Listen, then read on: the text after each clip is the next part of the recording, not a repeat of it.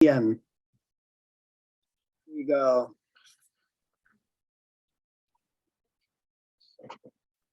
Saika, you're our first speaker. Oh, this looks so interesting. Thank you very much. Okay. Please begin.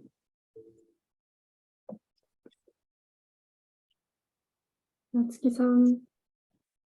Hello, we are members of international politics at AGU, and we'll be presenting on kimono. Do you know kimono?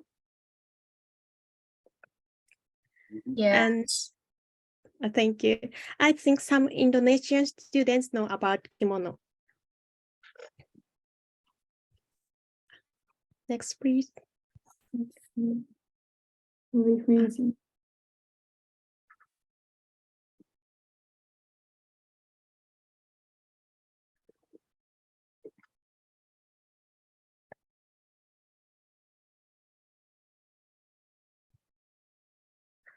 Thank you. This is table of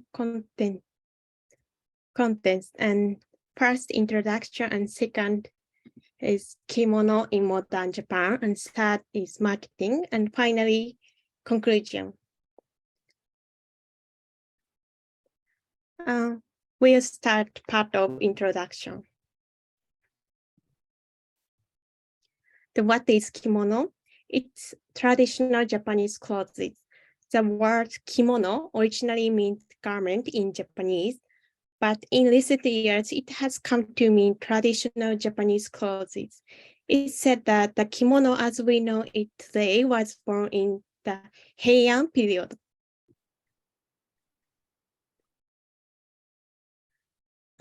Next, we'll talk about the history of kimono. From ancient times until the Nara period, there were 3 patterns of kimono. First, a pants-type garment combined with a jacket, and second, a skirt-type garment combined with a jacket, and third, a one-piece garment.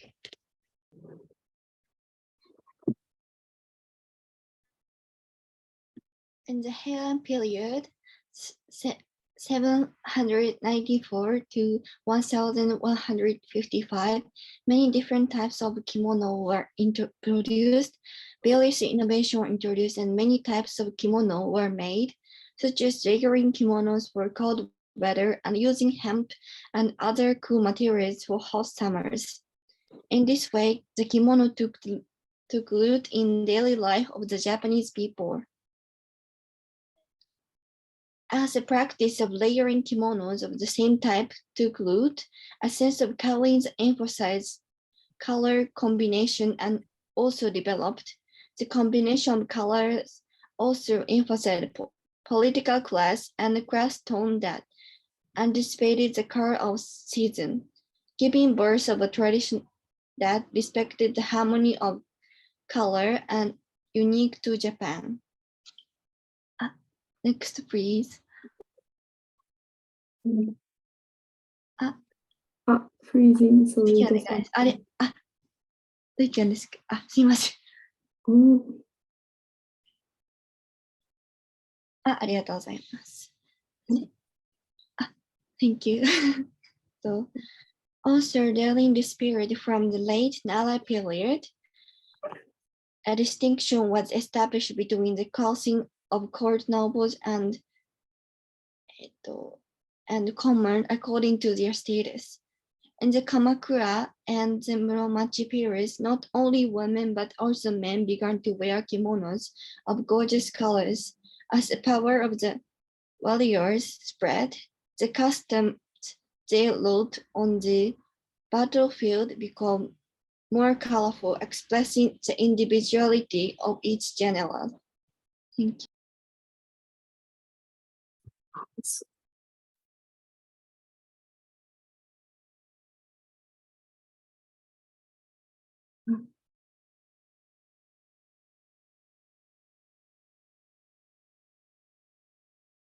Okay. During Edo period, next is Edo period. During the Edo period, under the stable samurai government of the Tokugawa shogunate. Feudal lords were given territories throughout the country and were given autonomy under the Han system. The kamishimo, or samurai uniforms, consisted of a jacket and hakama made of hemp fabric glued together so that the shoulder protruded, and each clan had its own pattern. With the development of the samurai uniforms, the overall technology of kimono increased dramatically, and the kimono itself became more valuable as an art craft. The custom of passing down kimono from parents to children as family property took root. In the Meiji period, Japan came to be strongly influenced by foreign culture. The government, which was promoting Westernization, issued clothing codes for bureaucrats and military personnel, which required them to wear Western-style clothing on official occasions. And for the general population, kimono was worn with the family crest, a symbol of each family's lineage on it. Since then, the montsuki has been the formal attire. Since then, the formal dress of kimono has been montsuki for both men and women. Next, let's move on kimonos in modern days. Okay, so in this part, I'd like to introduce how kimonos are worn in modern times. Today, few people wear kimonos on a daily life, and kimonos are mainly worn on special occasions. Okay, so Saika, okay, thank you. For example, this is the coming of age ceremony. The current age of adulthood in Japan is 18 now, but it was started only a few years ago. Originally, coming of age was celebrated at the age of 20. So this coming of age ceremony is held for the people who are 20, and the ceremony is held annually on the second Monday of January in each city, and many people were wear frisode to the ceremony. Frisode is one of the type of kimono, and it is long-sleeved kimono. This picture on the left is me, and there are many different colors and designs of frisode, so you can choose one of you like. In the middle, I put 3 different pictures. These are the obi. Is a kind of belt. Obi is originally one long piece of cloth, but there are many ways to tie it. And so you can see different shapes, and it can be used to create individuality. Okay, and please next slide. Thank you. Kimonos are also worn for graduation ceremonies. The kimono used for graduation ceremonies is called hakama. On the right is a photo of my high school classmates. As you can see, hakama are available for both men and women. Perhaps you are familiar with Japanese school uniform from Japanese animation, or other media. But I think in school that have school uniform, graduation ceremonies are often held in uniform. But yeah, my school doesn't have school uniforms, so I wear hakama on the graduation ceremony. Kimonos are not only worn in these cases. In other cases, kimonos are worn often worn, especially for celebrations and traditional occasions. Okay, that's all of my part. Thank you.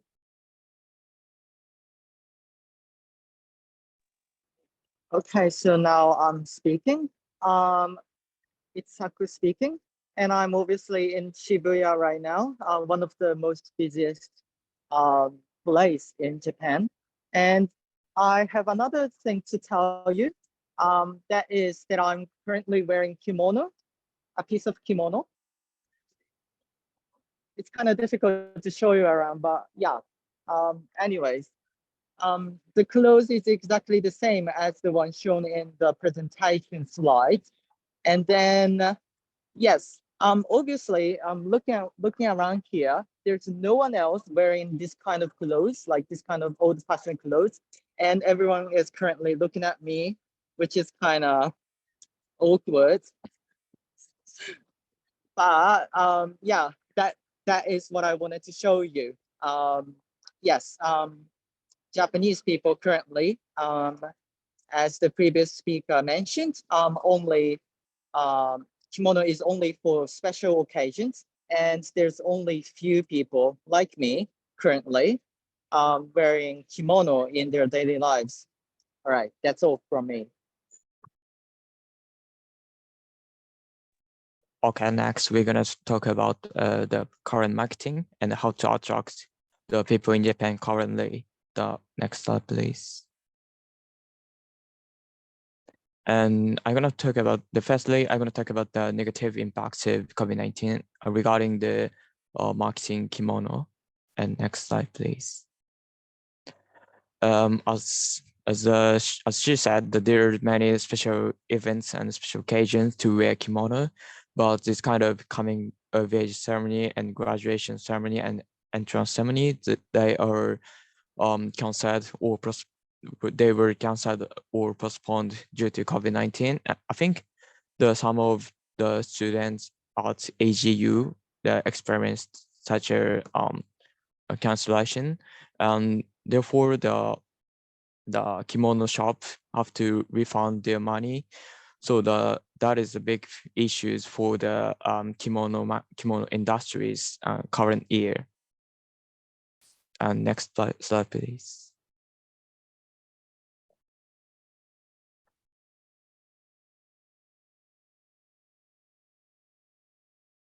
And could you turn on next slide, please? Okay.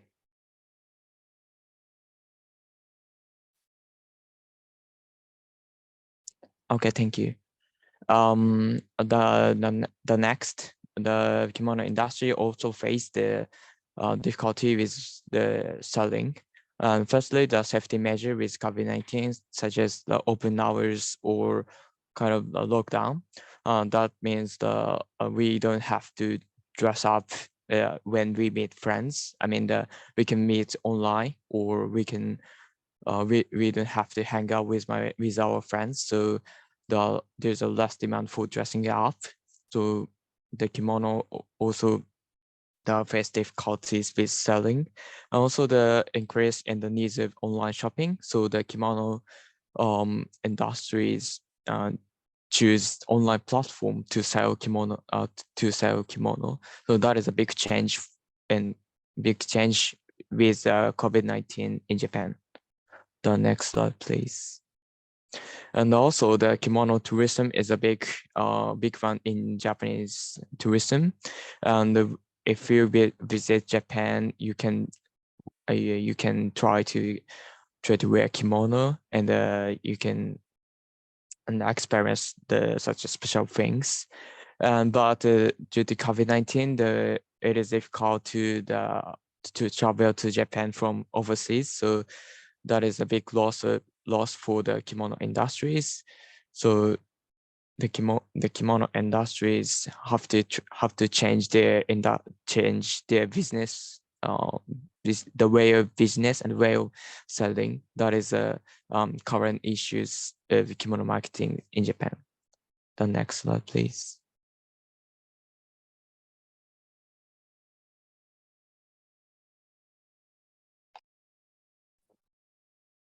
So as he was mentioned before, in some news, there are many issues which kimono is now faced with. Next slide, please.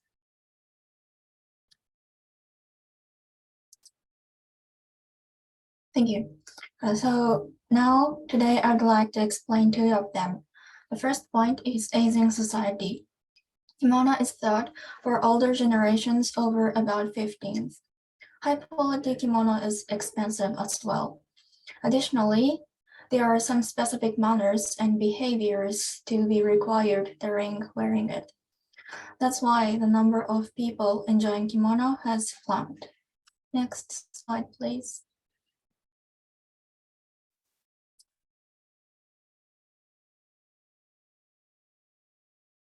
Thank you. So in order to get out of this harsh situation, kimono industry has started to focus on young generations. Here are some keywords for us called Generation Z, which means generations being pretty familiar with the internet. As our main platform is social network sites such as Instagram and TikTok, kimono industry has been doing marketing by pursuing photogenic so that they could attract younger generations. Additionally, current consumption trend is ethical, which is equivalent to eco-friendly. Renting kimono services and second-hand shops have met these demands among young people and social tendency. Asakusa in Tokyo, for instance, is a popular place to visit with kimono among young people. The attractive points of rental kimono services are three. You do not have to know how to wear it because there are some professionals. Doing your hair is also available, and you can try on whichever you want because you do not have to buy it. Also, it is not so expensive, so it is easy to try. Next slide, please. Thank you. So here is a conclusion of our presentation. Next slide. The kimono is one of the most well-known and popular cultures, and it should be protected. Although the number of kimono shops has been gradually declining, and kimono industry has gotten huge damage due to the spread of COVID-19, it has been trying to recover it, supporting from not only for foreigners, but also Japanese youth age and social trend. I suggest that it becomes better situation as the strict rules due to the virus is getting mitigated. So next slide. Thank you. Thank you for your attention, and please feel free to ask questions if you have. Thank you very much.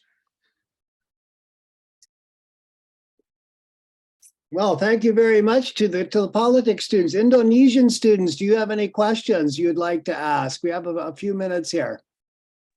I have a question, sir, actually.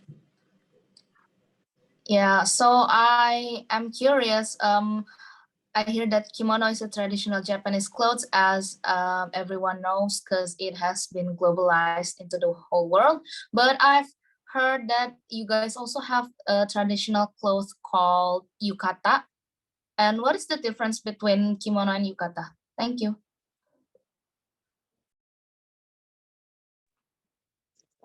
Hello, I think I can answer to the question. Yukata So is I a will kind answer of your kimono. question. Thank you. So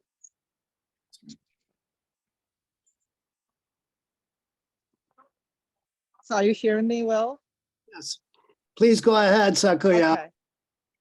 Okay. Yukata is a kind of kimono. So yukata is specifically worn in summer. So currently Japan is spring season. So this clothes that I'm wearing right now is not yukata. It's just a kimono. Yes. Does it make sense to you?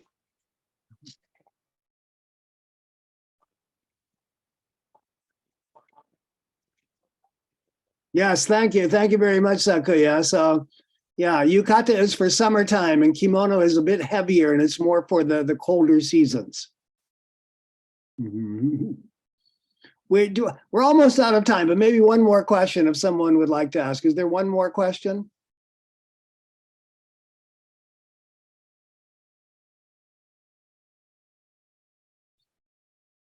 Yeah, I think a comment from me, Ivan Jatin say, I know that kimono is expensive.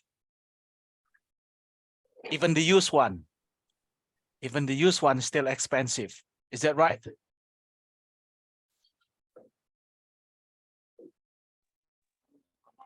Should I also answer to that question, sir? Yes, yes. Please. Go ahead. Actually, used ones are not so expensive. I mean, it's actually from a second-hand shop, and then it's actually cheaper than the Western clothes that you can get in Uniqlo. Oh, really? That's a good one. I didn't know that. Yes, I mean like total coordination. It's only about like 10,000 yen, which is pretty much the same price as the total coordinates in Uniqlo. Oh, So I think you can get kimono for very cheap price. yeah. That's right. Last time I went to Tokyo, I look at the mod off. Yeah, the price is still around that number, 10,000 to 12,000 yen. Yeah. Thank you, Sakuya. Thank you. Very much. Well, Thank you, sir. thank you very much to all of the politics students for the interesting presentation about kimono. We appreciate that. Could I ask next the economics students or the economics group if you could give your presentation? I don't know who's first, so could the first speaker for the economic, oh yes, okay, wait a second. We forgot to clap and applaud, yay! Clap. Oh, Yeah, I always forget to clap. Let's have next though the economic student. So whoever is first for the economic student, could you please be? okay. So I will show screen. Thank you, Jenny.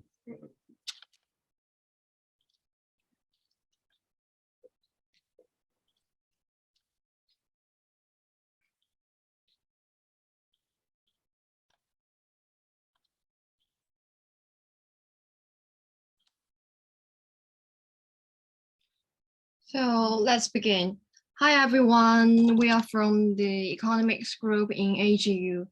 Well, our topic is about how to enjoy ohanami in Japan. Ohanami in Japanese means viewing cherry blossoms. So here, next. Shokun.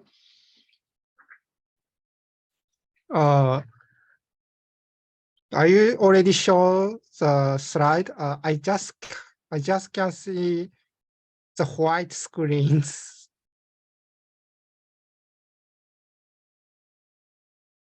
Yeah, me too. I can't see anything in my screen. So Really? Okay. Yeah, for me too. I can only see a white screen right now. Is there a way you can? I don't know what's the matter. I'll just do it again. Let's try again. Okay. So,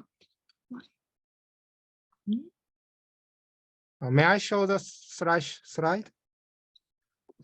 oh, I think I know. Could you see the screen? That's it. I can see it. Okay. So Shogun, you can begin. Oh, okay. At first, people had treated cherry blossom viewing as a Shinto rituals to wish a good harvest. They think there is a god in the rice field, and the god go to mountains during the cold winters and return to the village where people lived in springs. In addition, they also predict how much growth they can harvest based on how cherry blossoms blooms and word of evil fortune to prevent bad things from happening. On top of that, it is also said that people decide when to start farm work according to the blossoming times. Could you show next slide? The origin of current cherry blossom viewing is the appreciations of plum trees in the Nara period. At that time, many aristocracies mainly enjoy viewing plum flowers introduced from China. However, they gradually began to appreciate cherry blossoms as a representatives of spring flowers since Heian period. Next slide, please. The custom of current cherry blossom viewing spread widely among the common peoples in Edo period. Some places such as Asuka Mountains, Sumida River banks were developed as flower viewing spots by Yoshimune Tokugawa, the eighth shogun of the Edo Bakufu. Many species which sit ornamentals also were produced in these eras. Somei Yoshino is one of the species of them. At the same time, several kabuki and ukiyo-e works with cherry blossoms also popularized among peoples. These elements promote the current style of cherry blossom viewings. Thank you.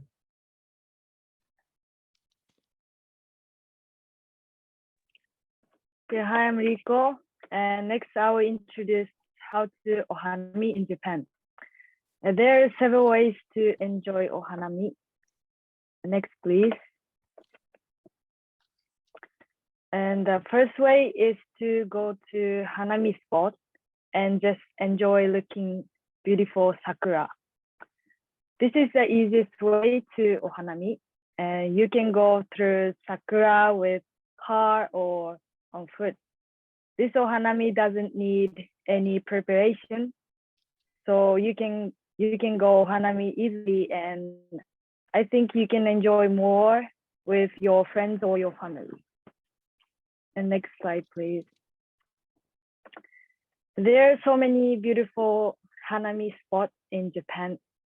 The most beautiful season is depend on the place, and sort of sakura is also different.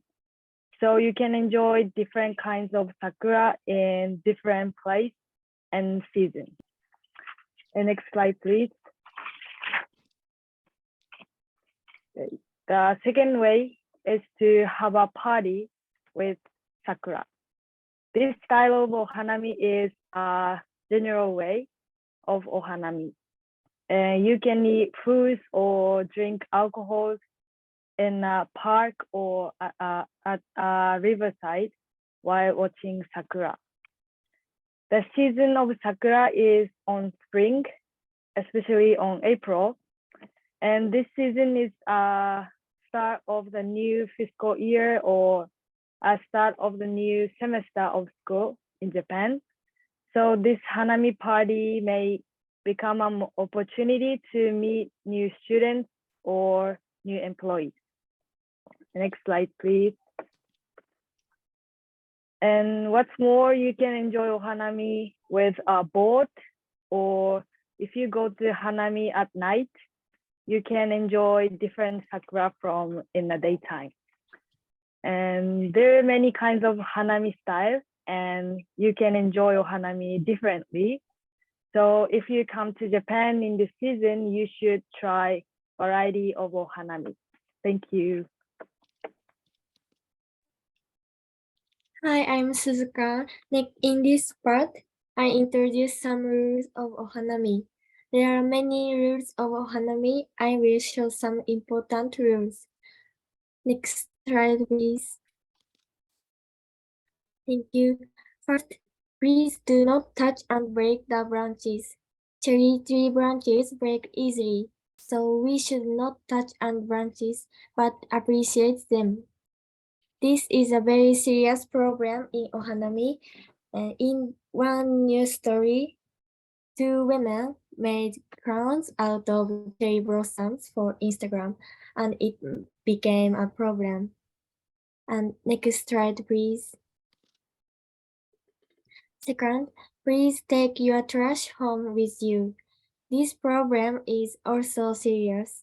There are many people who do not take their garbage home after viewing cherry blossoms.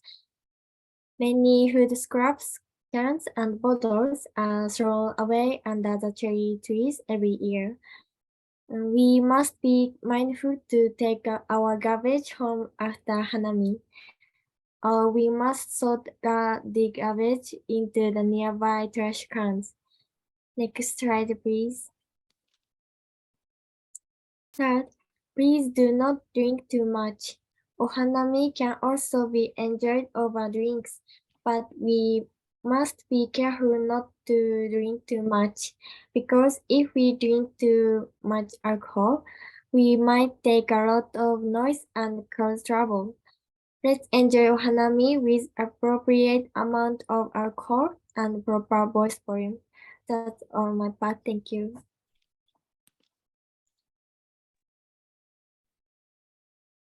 Next, I'm Maya. I'm gonna introduce some good phrases on viewing cherry blossoms in Tokyo. According to some article for Google, the best three viewing cherry blossoms are Meguro River, Tokyo Midtown, and Chidori-Gakuchi. Next, please.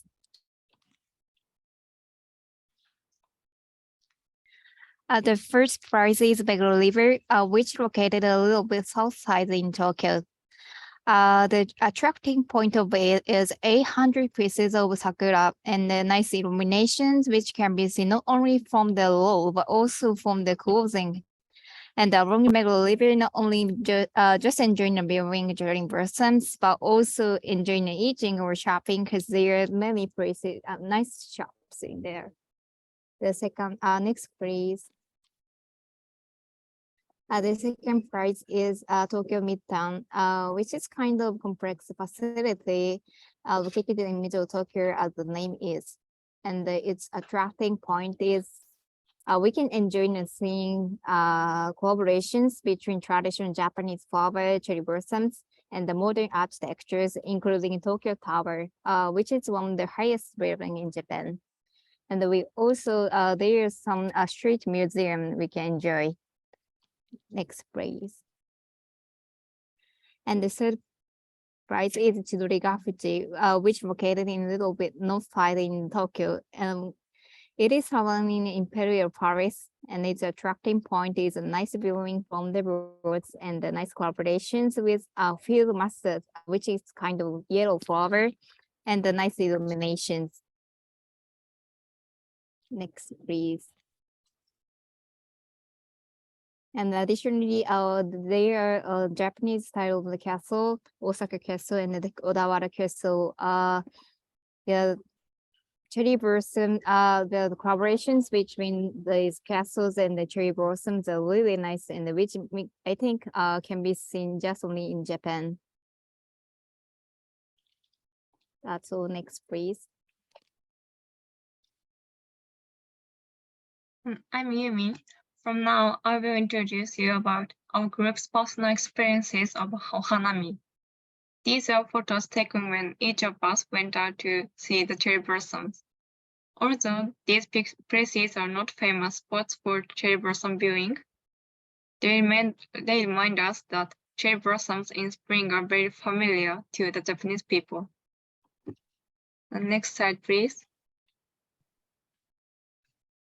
I myself always go to Ohanami with my mother. In the last few years, I went to Edogawa Park and Chidori-Gakuchi, two cherry blossom viewing spots near my house.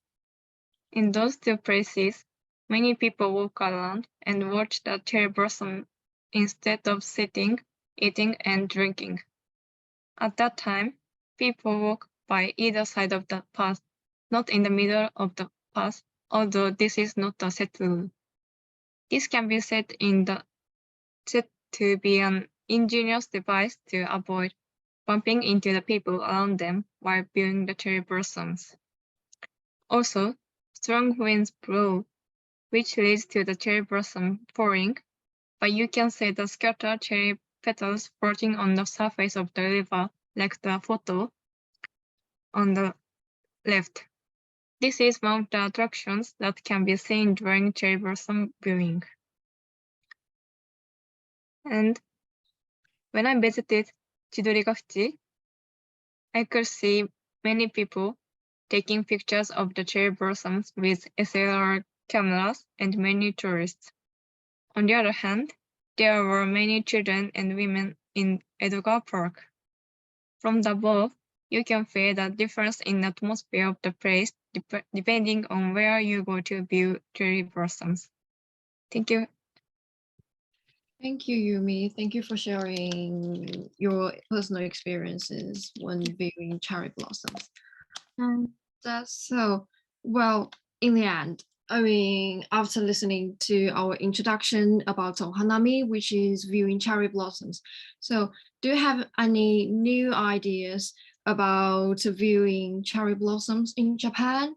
Or do you want to Ohanami in Japan one day?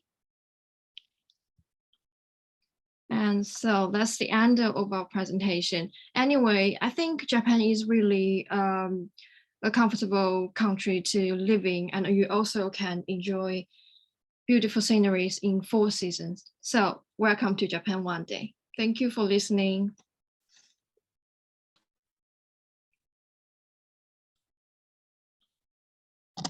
Good. You can see everybody applauding for you. Yeah. Thank you so much. That was wonderful. Are there any questions or comments from the Indonesian students, please?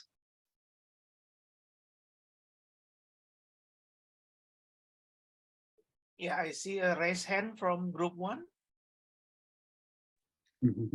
One, please. Yes, I want to ask about the specific food that served while Ohanami. Is there any specific food that you guys usually eat there? Thank you.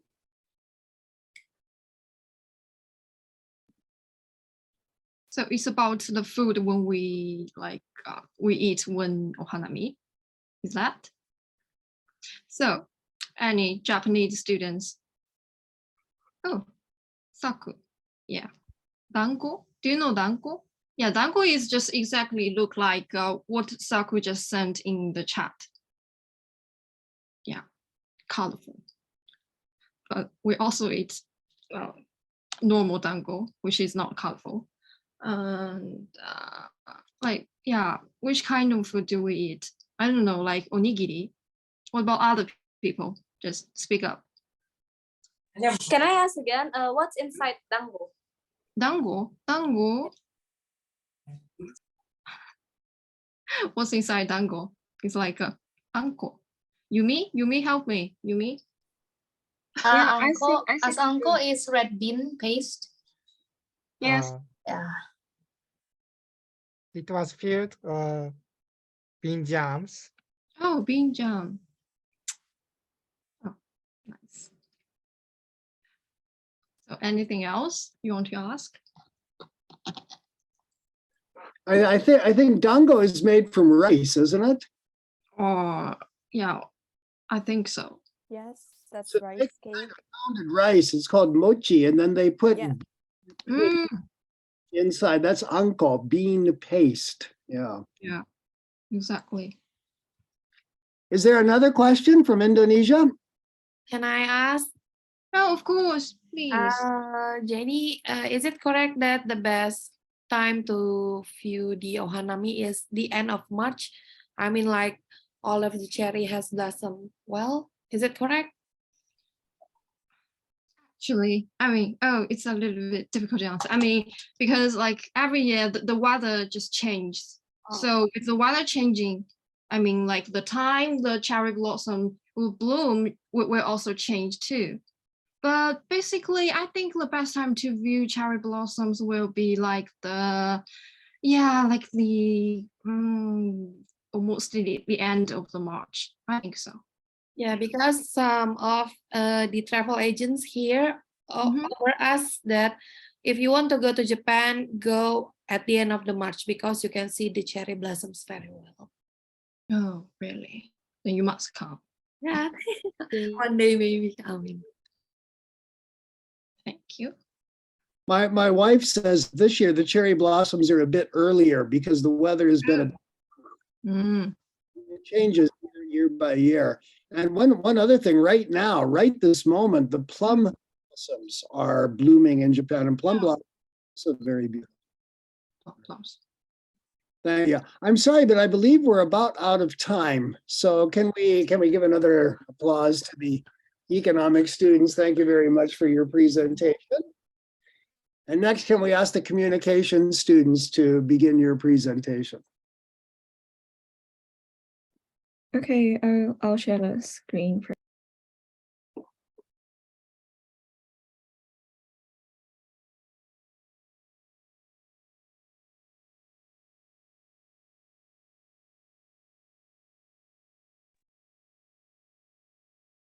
Then can I start? Yes, please begin.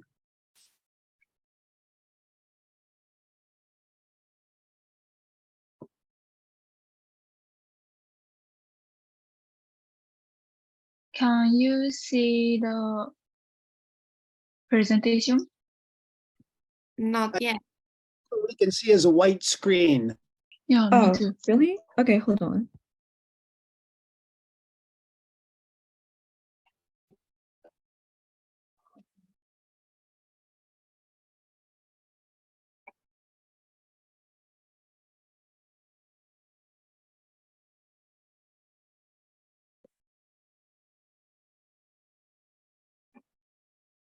There we go. Now we have pictures. Yes, thank you.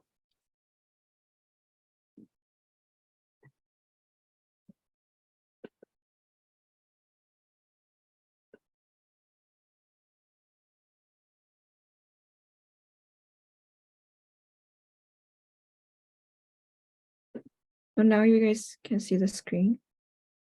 No, now the screen is black and Okay. says nantoka nantoka de imasu. That's my Japanese ability.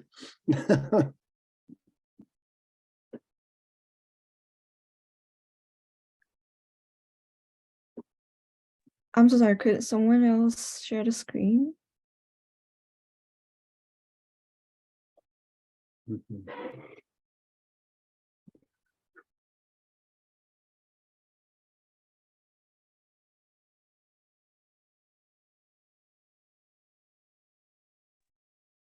Is there another student from the communication section who's able to share your screen, please?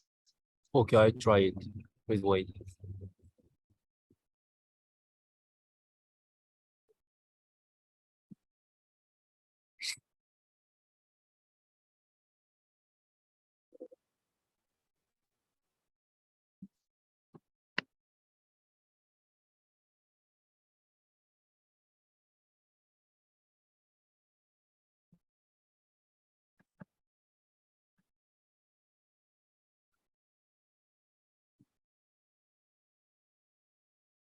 Yes, we see it. Okay, there we go. Ah, yeah, fine now. Thank you. Thank you so much. Thank you. Hi, we are a communication group and we are going to talk about seasonal events and food in Japan. Then let's take a look at from spring. Next slide, please. We will introduce 4 things about spring. Hinamatsuri and Hanami and Kodomo no Hi and graduation and enrollment season. Next slide, please. Thank you. First one is Hinamatsuri.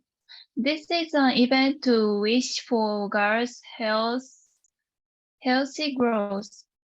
In families with girls, we display Hina dolls like these pictures by March 3 and prepare dishes to celebrate on the day. Next slide, please. Thank you. On March 3, people eat these dishes. Chirashi sushi, like a kind of sushi, and hishimochi is sweet rice cake, and hinarare is an airy snack. Next, oh, thank you. And some shrine and or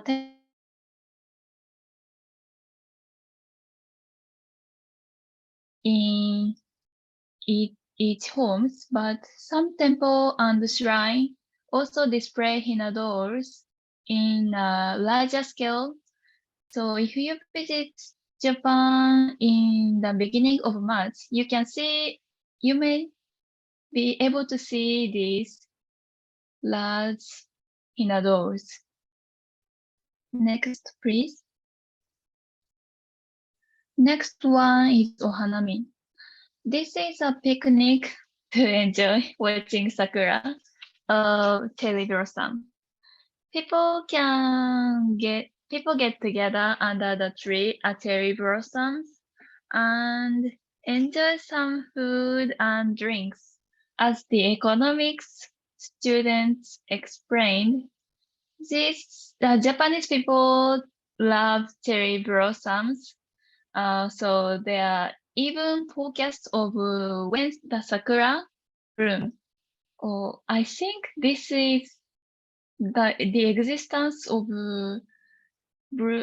forecast of with expecting when a flower's bloom is very unique for me.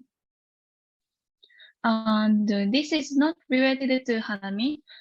Sakura mochi is famous for spring food. We can eat not only pink colored rice cake, but also the leaf of sakura. It tastes a little salty, but mainly sweet. So some people dislike the taste. Next, please. This is my part. はい、ありがとうございます。I'm going to introduce another two events that happen in spring in Japan. And the first one is Kodomo no Hi, which is different from the International Children's Days, which is in June 1st. Kodomo no Hi is on May 5th. And there, compared with Hinamatsuri, this festival is for boy and is wishing that the boy can grow up healthy. But actually all the children can celebrate this festival. Like other festival, Kodomo no Hi also have significant decoration like hinobori or koi nobori on the left hand side. Koi is kind of fish that people keep it for viewing, and it's very famous in Japan. So when the wind blows, the air will support the wing stalks, just like a huge koi is swimming in the air. And on the right side is a door that is the Japanese style of samurai. Like Shiori just mentioned, Ohina-sama door is for the girl, but the samurai door is for mainly for the boy. And next, please. For the food in Japanese Children's Day, people always eat chirashi sushi, which is not shaped like the general sushi on the right side. But actually, chirashi sushi can be eaten on any celebration days. Some people also use it as a birthday cake. And the next slide, please. Next important event happening in spring is the graduation and the enrollment season. And unlike other countries, Japan's enrollment and graduation season is in April. When the cherry blossoms are full, the university students usually wear suit for the enrollment ceremony, and the graduates wear the hakama, a kind of kimono, to participate in ceremony. And these two pictures are from is the picture of AOYAMA GAKUIN University. So that's all my part. Thank you.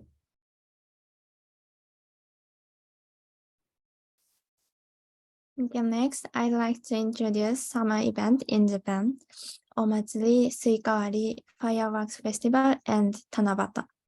Next, please. First, I will introduce Omatsuri. In Japan, there are many festivals during the summer. Festival is called Omatsuri in Japanese.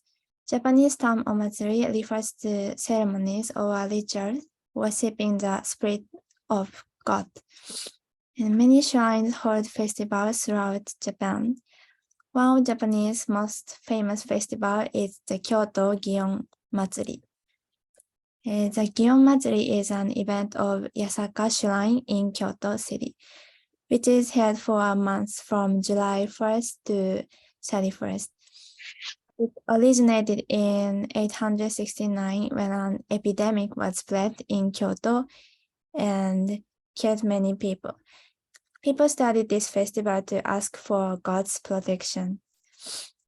At summer festivals, you will usually find food and game stands, and many people wear a casual kimono called yukata, as first group mentioned. Yes, next please. Also, food is special when it comes to omatsuri. From left side, this one is chocolate banana, Japanese choco banana. And next is takoyaki and kakigori, means shaved ice. And last one is yakisoba noodle.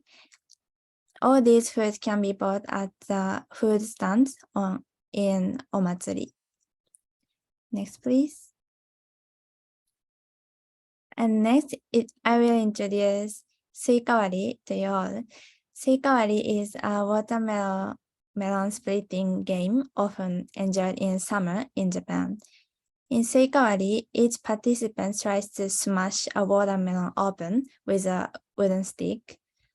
In suikawari, each participant tries to smash a watermelon open. Before trying, each participant bind, hold, and spin. So spin around, so it is difficult. And other participants yell out instruction.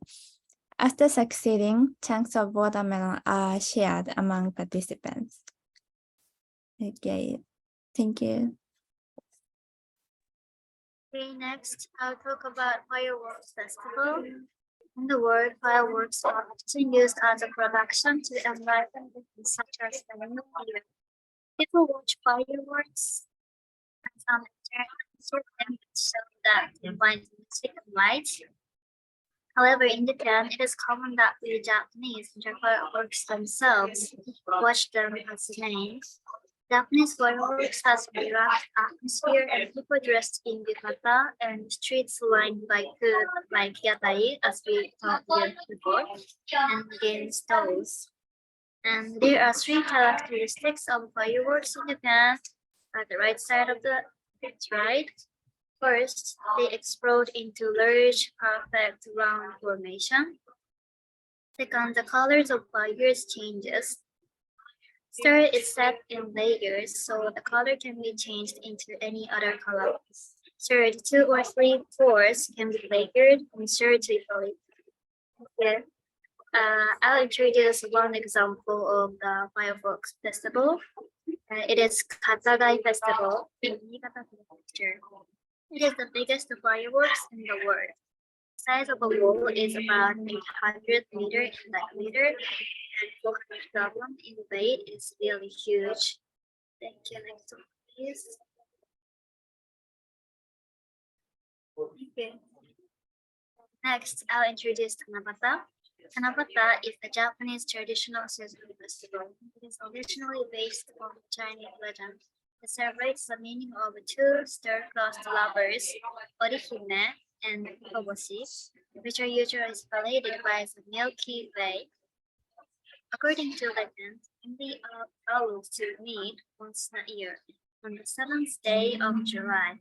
That is why it is generally celebrated on July 7th every year. Next slide, please. How is Tanabata celebrated? People celebrate by writing their wishes, like hope to become a firefighter or like something, and by writing their wishes on small pieces of paper called tanzaku in Japanese and hanging them on bamboo branches, like the pictures, with hopes they will come true. Okay, next, please. Here are some traditional foods on Tanabata Day. Salmon noodle, potato, chirashi sushi. Salmon noodle is a Chinese custom of eating to pray for good health on July 7th. And it has been transmitted to Japan, and you can eat salmon made from feed flour. Potato is made from sugar, but since sugar was a variable, it's only as regulation. As we said before, chirashi sushi contains delicious ingredients and is often eaten as a celebration too. Shrimp means longevity, like to live longer, and lotus roots, Renkong, means that you can see the future. That's all. Thank you.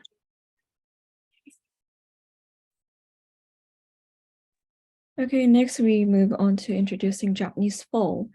First, let me introduce food that you can enjoy during the fall season.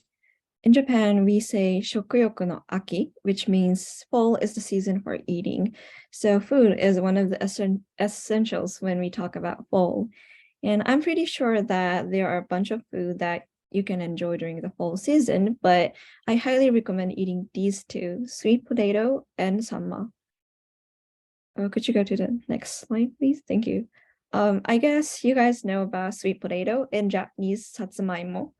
This potato is kind of symbol of Japanese fall. And yeah, when I was young, there are several trucks, like food trucks, like on the right side of the slide in our town, and sold heated sweet potato. And it was so delicious. Especially this kind of heated sweet potato is called ishiyakimo in Japanese. And ishi means stone, yakimo means baked sweet potato. Unfortunately, this kind of stone baked sweet potato truck is now rarely seen in Tokyo, but you guys can buy the sweet potato at a convenience store, supermarket, or Don Quixote, which is a really famous Japanese like variety shop that you can find almost everywhere in Tokyo. Could you go to the next slide, please? Thank you. Next, I will explain samma. Samma is a fish that typically Japanese prefer to eat in the fall season. And I've heard that samma is called Pacific, in English. And samma is written like this in kanji, I mean Chinese characters. This first letter means fall, the second letter means sword, and the third letter means fish. So we use this letter for letter of sword because samma looks like a sword, like with a thin body and color of silver. So these letters exactly represent that samma is a fish that is eaten in the fall. And one of the famous events of this fish is the Samma festival in Meguro. Meguro is the name of the town in Tokyo. And almost every year at Meguro, there is a Samma festival where we can eat grilled samma on the road, I mean outside. And actually, I've never been to this festival, but every year a lot of people go there. So if you have any chance to visit Japan in the fall, I would recommend going there. And next, I introduce about the Japanese culture in autumn. So first, some people said that we can see the cherry blossoms in spring. However, in autumn, we often see the autumn leaves. We call it momijigari. So the word momiji in momijigari means autumn colors, and gari means hunting. So, however, there are various theories as to why the word hunting is used. So I don't know the detail. And if you have the chance to enjoy the autumn in Japan, I recommend you my favorite places. First, it's Arashiyama in Kyoto. So this picture shows the scene of Arashiyama, and you can enjoy the traditional culture of Japan in Kyoto except Arashiyama. So I recommend you to come to Kyoto once a time in your life. And second, Takao Mountain, I recommend it. So so we can climb the mountain so easy, and probably it will take 2 hours to climb the mountain. So you can enjoy the climbing the mountain, and you can enjoy the scene in autumn. And next, I introduce about Jugoya. Jugoya is one of Japanese festivals to admire the beauty of the mid-autumn moon. So Jugoya falls between September 7th and October 8th. So you can look it up on the internet the date varies each year. For example, in this year, it will come September 29th. And the Jugoya, since the other period, it has been customary to eat dumplings on the day of Jugoya. And the custom of offering dumplings on the Jugoya coincided with the grain equal rice harvesting period. Dumplings made from rice to resemble the moon were offered to express gratitude for the safe harvest of rice, and to pray for a good harvest in the following year. That's all. Next, let's move to winter. In Japan, there are two main events, Christmas and New Year's Day. So next slide, please. And Japanese Christmas has several unique characteristics. First, Japanese people give priority to our partner rather than family. This is maybe surprised by Christian people who believe in who regard Christmas as a very important day. American people or European people spend time with family, but Japanese people spend time with family on New Year's Day. So I think the position of New Year's Day in Japan is the same as the day of Christmas in other Christian countries. Next, please. Anyway, out of Japanese couples enjoy Christmas by going to Christmas markets. There are many kinds of Christmas market in Japan, but I picked up those two examples. The left picture is Roppongi's Christmas market, and I went there last winter. And we can buy traditional German Christmas foods or souvenir at those stands. And the right picture is about Yokohama's Christmas market. The scale of this market is so large that we sometimes need to buy an admission ticket in advance. Next, please. And next characteristic is Japanese people regard Christmas Eve as more important day than the actual day of Christmas. I think this is because, please wait. And this is because in the bubble, many dramas and songs related to Christmas Eve became popular.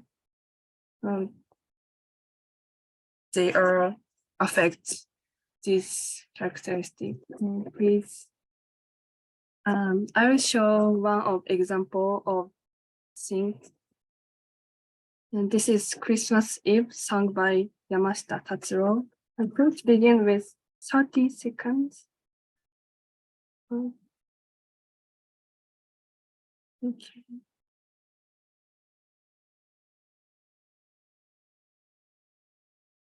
Please, can you all up?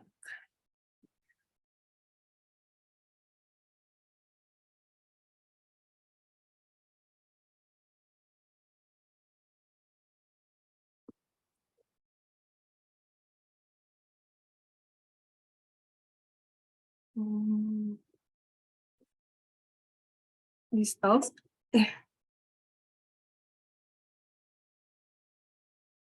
And if you wanna hear this song, please search. And next chart, please. Next characteristic is Japanese people eat cakes and fried chickens on Christmas. And maybe many other countries have a special Christmas snack, but Japan has no. So we eat cakes like left pictures, and we eat fried chicken because it is difficult to gain a turkey. So instead, we eat fried chicken, and KFC is the most famous chain stores. So I choose this picture, and thanks. Okay, thank you. Next I'm going to introduce the Japanese New Year. So it calls Shogatsu, and it literally translated into the first month of the year. So what is the first month of the year for Japanese people? So the first month of the year, which in Japanese is Shogatsu, is generally understood by the Japanese to be the first day of January to the 7th day of January in the solar calendar. And Japanese people believe in gods and pay attention to rituals in order to welcome the arrival of the New Year god. So various celebrations are held in the first month of the year, and which is the New Year in Japan. So next slide, please. So the first celebration or activity they do is called kise, which means people going back to their hometown. So young people in Japan also choose to go to school and work in big cities like Tokyo and Osaka. So the aging of the Japanese countryside is very serious. So during the holidays, which specifically in the New Year holidays, many people will choose to return to their hometowns in their first months to spend the holidays with their families, and then go back to city when the holidays is over. And that is why the Spring Festival in Japan is also very busy, especially on the road, and also the railways. Okay, next slide, please. So the second activity they do is called Kadomatsu and Shime Kazari. So what it means is that Kadomatsu and Shime Kazari is kind of these ornaments. It's two kind of ornaments in Japanese people do in New Year season.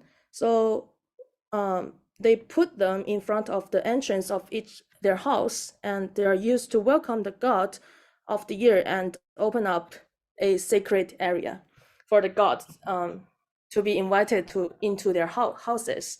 So the ornaments are used to show that the place is cleaned and ready for the god of the year. It is also used to pray for the peaceful new year for the family. And when you walk around in the street and you see them on the doorway, you can know that, oh, their house is clean and they're welcoming the god into the family. So, and next slide, please. Okay, so the last one I'm going to introduce is called Hatsumoto. Hatsumode, sorry. So it means go to a temple immediately after New Year's Eve to pray and wish for the new year. And to go, so Japanese people really believe in God, I think, but it's different from the Western God. So they go to temples and shrines to make their wishes, and so you have to go to the temples early in the morning. So so almost every temple, not every, but most of temples and shrines are very busy during the New Year season, because that's also one of the activity Japanese people do in New Year season. Okay, that's it for my presentation. Thank you.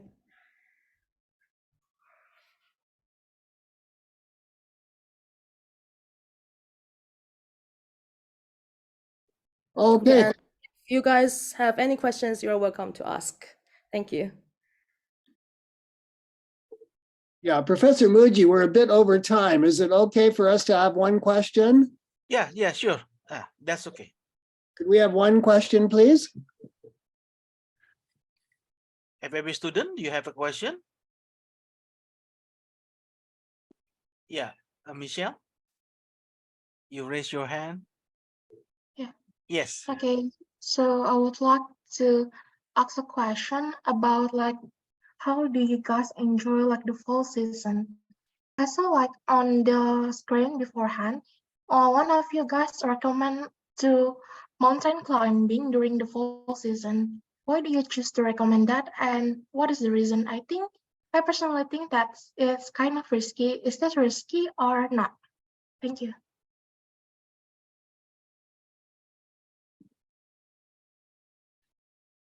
So the question is, why do you go mountain climbing in the fall season? I think there is a specific road for seeing those kind of color changed leaves. So I think like it's not like really dangerous like rock climbing or something. It's not like that. It's like there is a specific road for seeing really beautiful leaves. So yeah.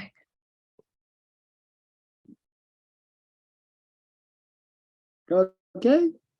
By the way, right, Nami and also Michelle, in their presentation, they mentioned one of the mountains they climb is called Takao.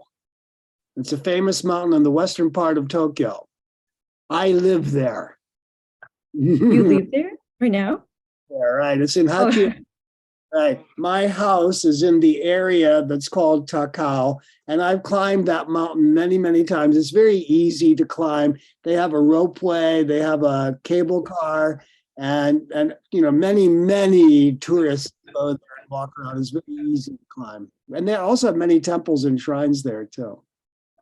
Yeah, so Indonesian student, when the Japanese student mentioned about climbing mountain, it's not like climbing mountain in Indonesia. You have jungle and everything else. It's like you go to one place easily.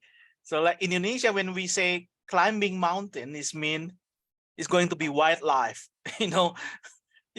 That's not like that. So this is probably near the city, not in the place like you have a jungle and there is nobody, no population in that mountain. I mean, it's easy to access.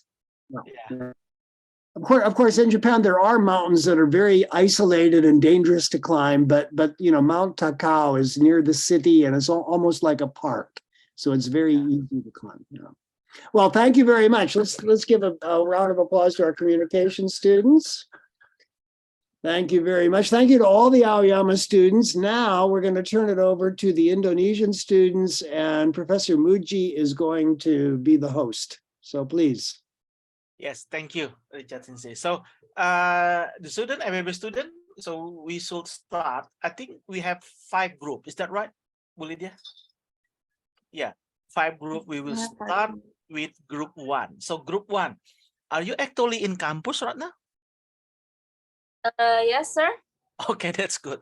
You are you're in the campus right now, the campus area. I'm sorry, we're currently in Ray Sandra's house. Right Okay, the one of the student house. Okay, start with you, group 1. Okay, so hello everyone. We are from group 1 that consists of me. There is Mostaf, there is Zahwa, and then Afan, Akis, and Arif and Bintang, and Raysandra actually on the other room right now. So we have a video of us showing you guys about Indonesia's school uniform from elementary until high school, and then what we use to campus as well. And then we also have some games, traditional Indonesian games. So have fun to watch our presentation.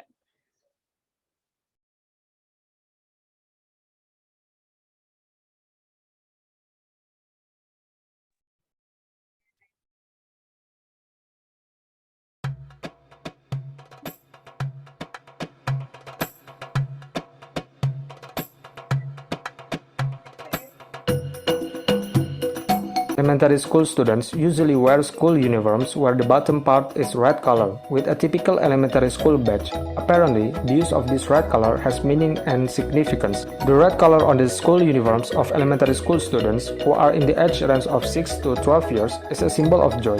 Dark blue color for middle school uniforms. Entering the teenage phase or at the age of 13 to 16 years, children have started to enter junior high school. Therefore, they will wear dark blue or navy uniforms for their subordinates. This color signifies the nature of self-confidence and has begun to be independent. That means when they are in this space, middle school students are required to be responsible and independent in their obligations. So this is the senior high school uniform in Indonesia. The white and gray color have a meaning, which is calm and mature, because this shows the age of high school student is more mature than elementary and junior high school. In the third pocket of the high school uniform, there is a brownish student console or OSI symbol, which portray maturity and the attitude of being willing to sacrifice for our beloved homeland, Indonesia. This is a scout uniform from Indonesia. Scout uniform colors are light brown and dark brown because it was one of the colors used by Indonesian fighters during the war for independence. In Indonesia, the symbol of the scout is a coconut shoot because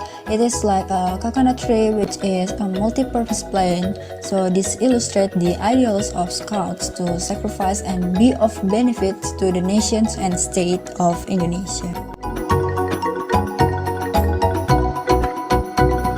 Lampung, this one is very popular. This batik motif really reflects the characteristic of Lampung, namely Siger. Everyone who wears this batik naturally feels proud because this batik really introduced Lampung typical Siger. The Siger symbol in this batik is a unifying symbol for the people of Lampung. The shape, colors, and decoration of the various accessories imply the unity and integrity of the tribes, sub-tribes, and descendants of the Lampung, Pepadun, and Saibatin communities. I will explain about the University of Lampung logo. First, a pentagonal shield with a light blue base has the meaning of university life. Then, red flames, gray super vessels, and a torch with a black stalk and has the meaning of light in the dark. The golden yellow Siger crown has the meaning of self-esteem. The golden yellow gate means the birthplace and development of educated people. Golden yellow open book means a source of knowledge, technology, and art that is beneficial to human life. The golden yellow Pepadun table means a place for deliberation.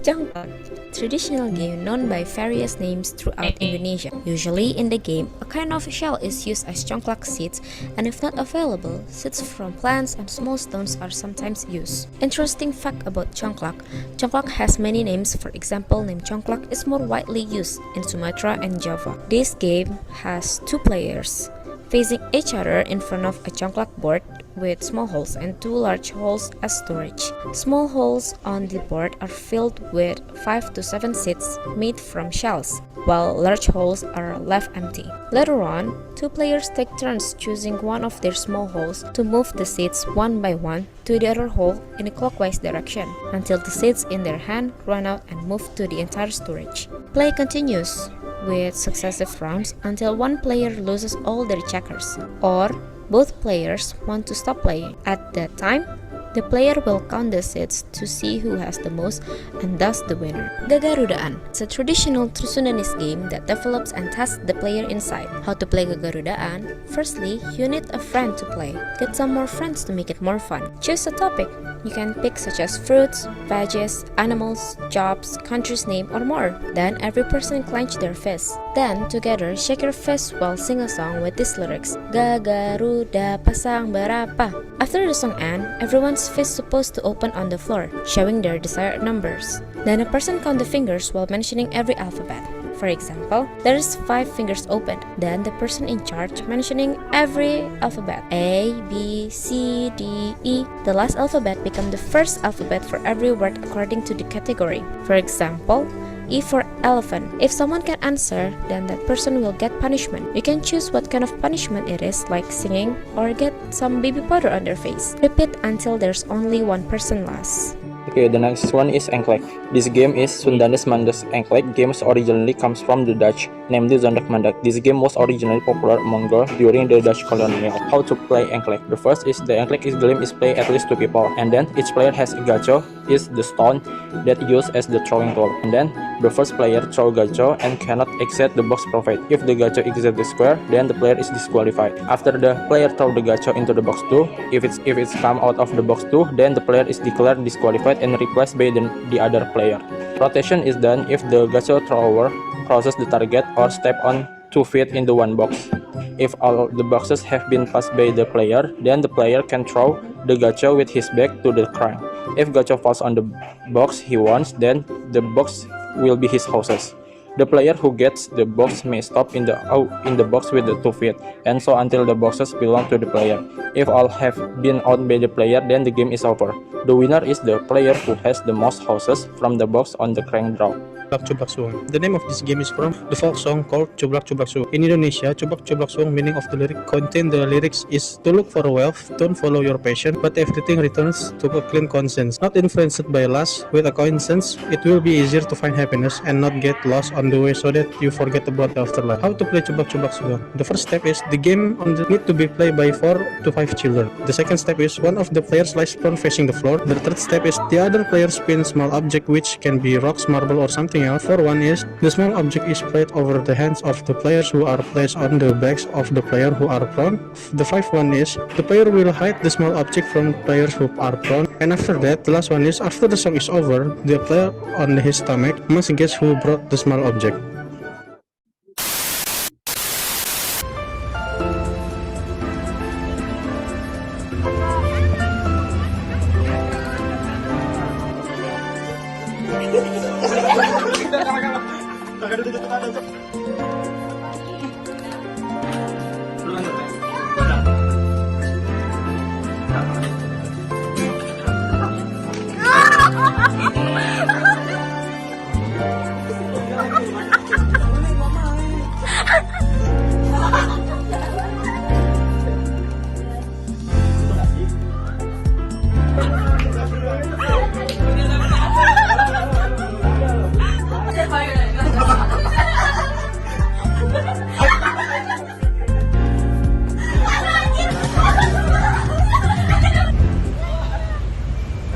Udah ya, stop set.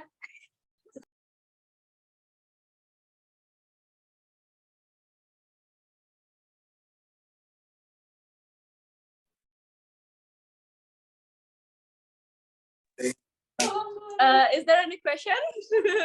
So I need to comment that also all the model is in that video is the student themselves, I think. Yeah. So amazing. It's all us. We're playing traditional game actually there. Okay, Yeah. Agus student. Any comment, any question?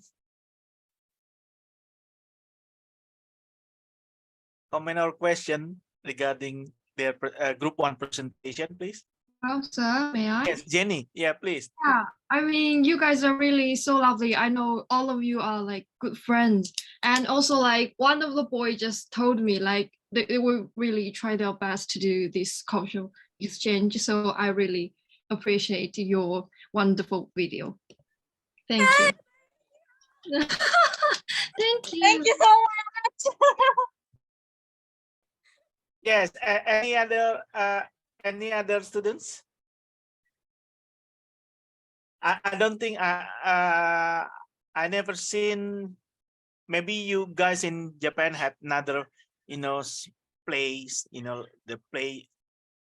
The games that you play during your childhood probably. Yeah, but in Indonesia, we have big countries, and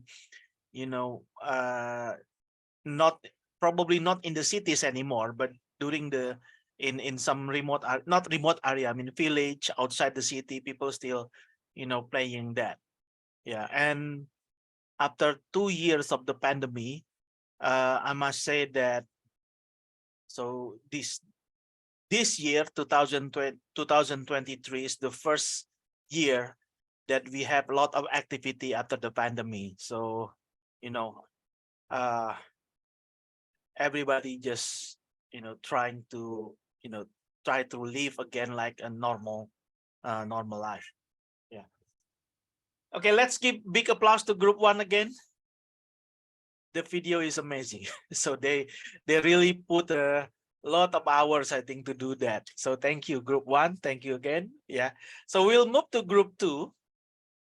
Group 2. Good job. Yes, sir. I'll Group 1. start Yeah. the presentation. Yeah, Azaria, you and the guys can start your presentation. Okay.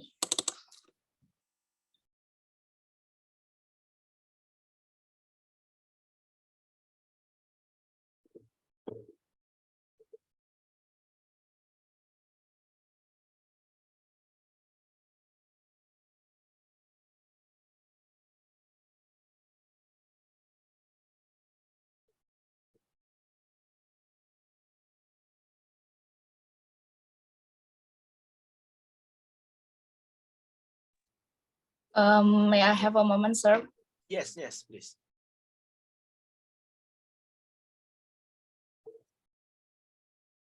So I tried to remember group 1, the elephant statue that you use in group 1 as the background. I cannot think where is the location of that elephant.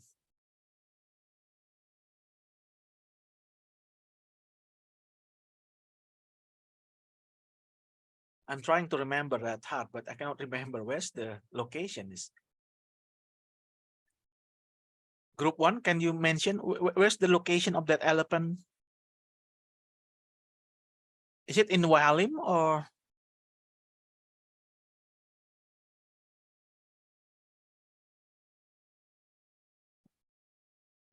Yeah, I think group 1 is so happy they they still enjoying the video and their presentation. Back again to group 2. Yeah, I see the screen sharing.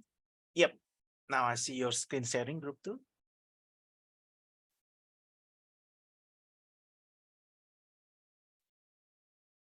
Can you start?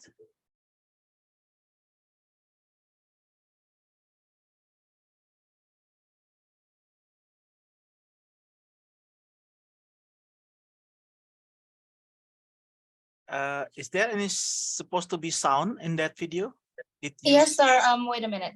Yeah, you should sharing the audio also.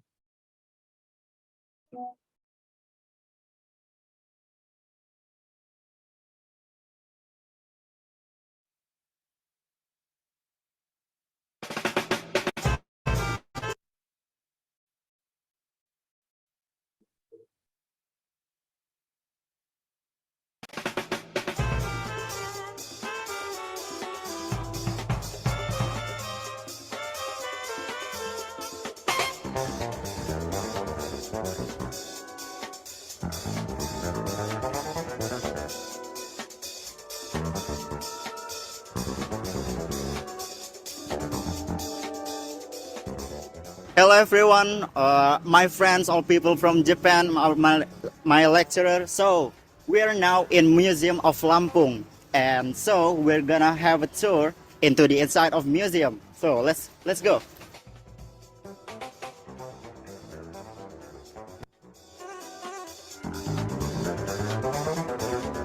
It's really crowded because usually the students from elementary school come to the museum too before they graduate, so they know the history of Lampung too.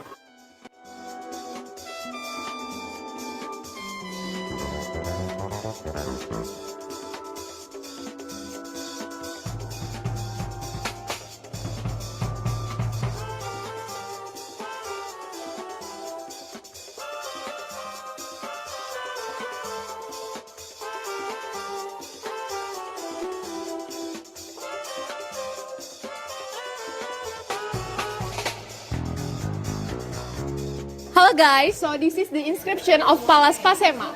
This inscription is found on the bank of Wai Pisang in the Pasema Palace Village, Palace Subdistrict, South Lampung in 1958. This inscription consists of 13 lines and its age is at the end of 7th century AD. It was written in the Palawa letters in the Old Malay language. Okay, this is another inscription called Inscription of Bungkuk. Why it's called Inscription of Bungkuk? Because it's found in the Bungkuk village in Jabung, east of Lampung in 1985. This inscription consists of 13 lines. As you can see, it is like some scratch with the words of prehistorical. Yeah, as you can see like that.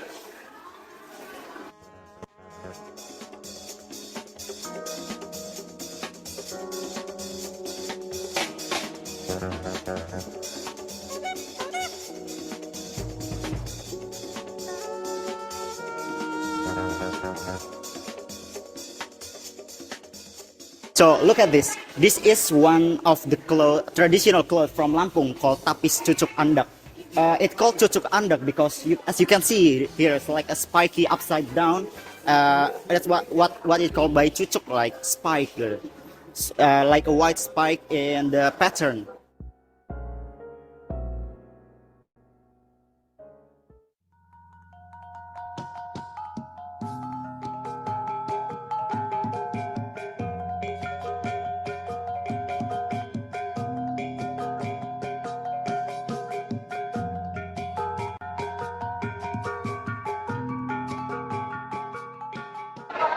Hi guys, so I'm in the second floor of Museum Lampung. So this is our group. There is GAKUIN, there is Jericho, and there is Kairu, there is Javin, there is Paris, and then Aja. Okay, it's not focused guys. I'll try to make it focus. Okay. We use batik here. Yay! Because batik represents Indonesia's culture.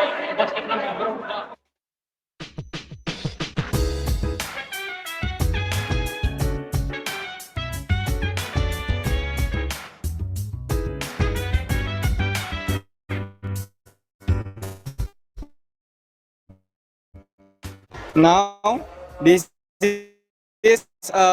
weaving equipment is called matak. Matak is traditional weaving equipment. It comes from those clothes that's called tapis.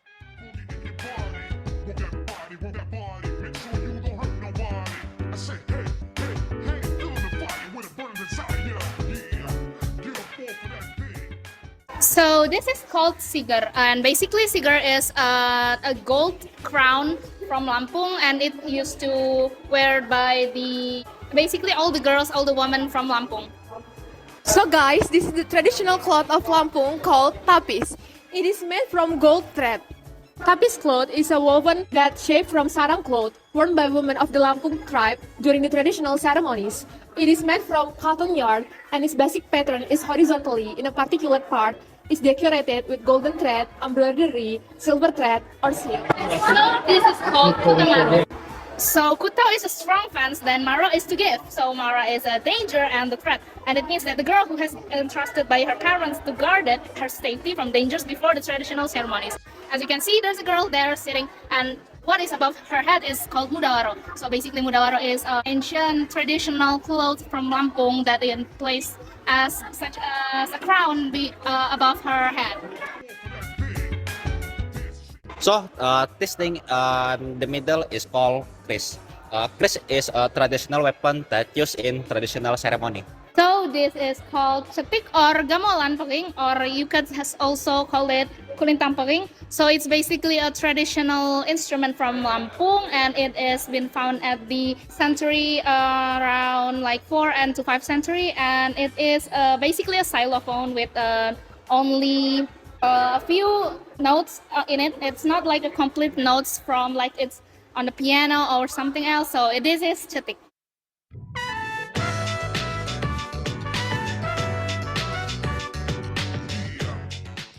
So, hello guys.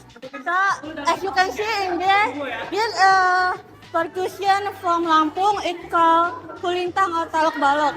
So, it is a percussion instrument for a traditional moment in house or sesat. So, sesat is a traditional home in Lampung.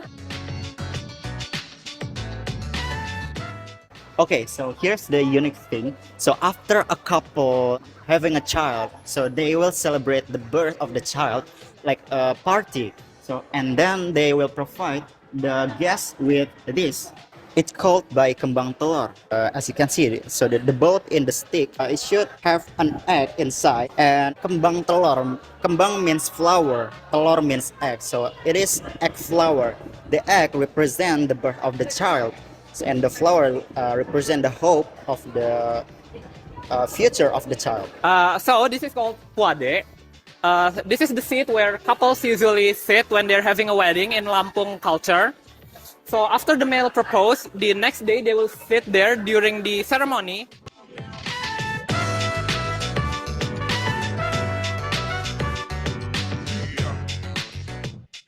So here's with me is elementary schooler from PTP. He will count 1 to 10 in bahasa Lampung. So, coba kamu hitung 1 sampai 10 dari bahasa Lampung. Sai hua telu pat limo nom pitu walu siwo 10. Very good. Thank you very much. So, this is the number characters from Lampung. As you can see, its written is really different from our modern numbers characters.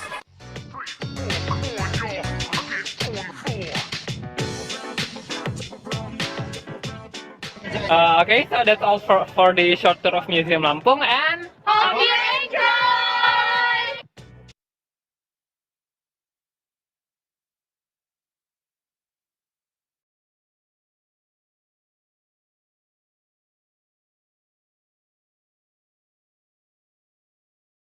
So group 2. So how long you make those video? Actually, we only made that video in 1 day, like in between our Zoom during the short course. Yeah. So it's amazing. So yeah, well, the museum is near the campus, so it is possible to go there. It's only like 10 minutes by motorcycle to the museum. So yeah, it was interesting video. I was visiting the museum like now. I don't know, maybe 15 years ago, 20 years ago. I can remember. Yeah. So any question from Agus students? So if you see the dress in the museum, it's not only like your kimono. It's still being used in in some events in normal daily life. If you have a wedding, Lampung's wedding, they still use the same dress. Like the tapis clothes that being mentioned, we still have it up until right now. Of course, we only use it in in a special occasion. Yeah, very special occasion. Yeah. Any question or comment from Agus student? Hi. Yes, Akuya, please do. It's not a question, but the videos and presentations were so awesome. Thank you so much for that. Okay. So yeah, thank you, Sakuya. Let's give applause again to group 2. Yeah, how I don't know how do they manage to slip out between the Zoom and the courses and slip to the museum, recording the video and back again to the campus and joining everything of that. So thanks again, Group 2, for your wonderful video. So we will move to Group 3 right now. So Group 3. Yes, sir. Yes, Salsabila. So you and your group, are you ready to do the presentation?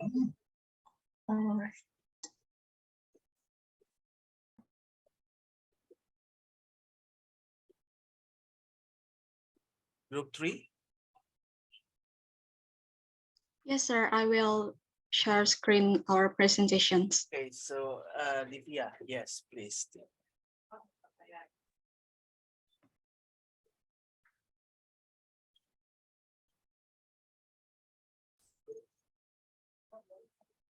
Okay. Hello, good afternoon, everyone.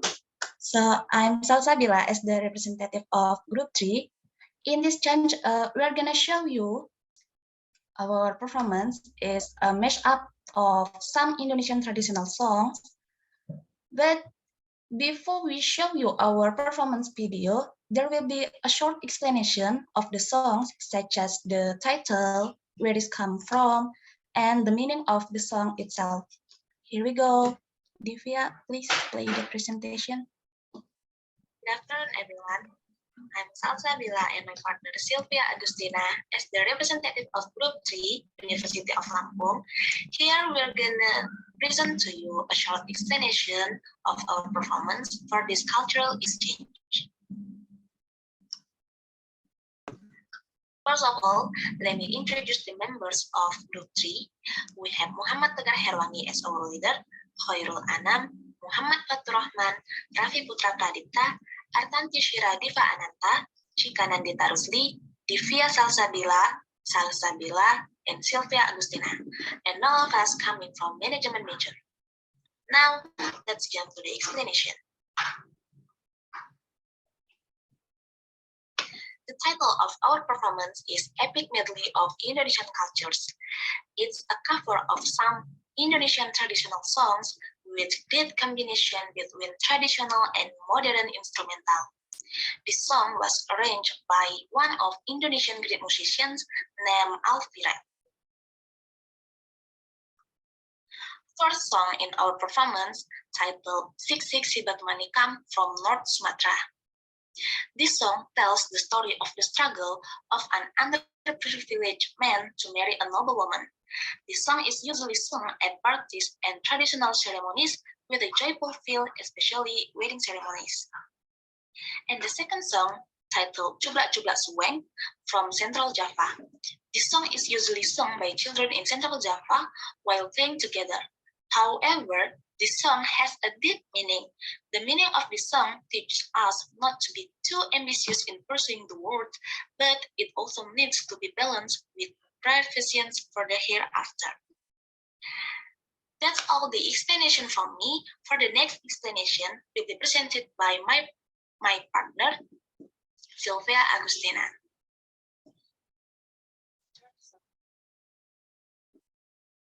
Third song is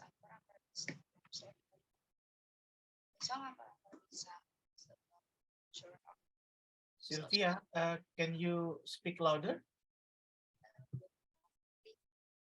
Like the song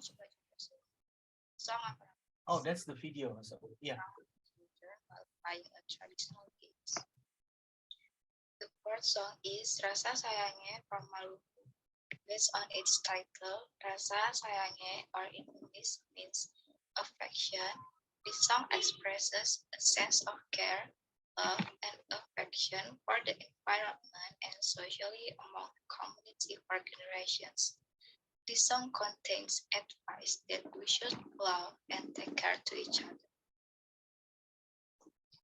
The fifth song is Yamko Rambeamko from Papua.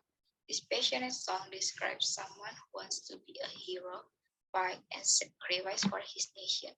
He is even willing to die to defend the independence of his homeland from invaders. And the last song is Bubuy Bulan from West Java. It's another Indonesian traditional song with romance vibes on it. This song, which is a Sundanese pantun in the form of 4 lines with a cover and content, describes the feeling of a girl who is in love and admires someone.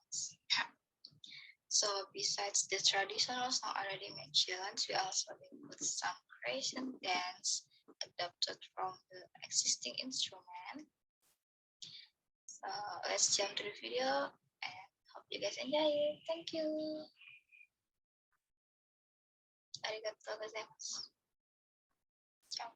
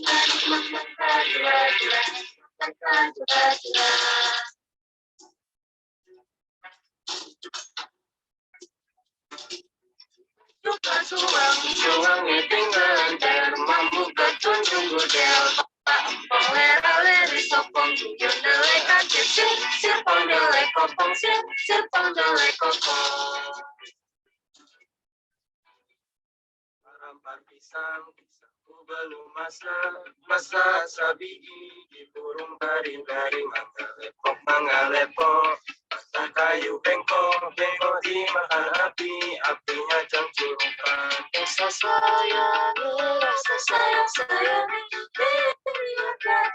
rasa sayang-sayangi rasa sayangi rasa sayang-sayangi lihat dari jauh rasa sayang-sayangi.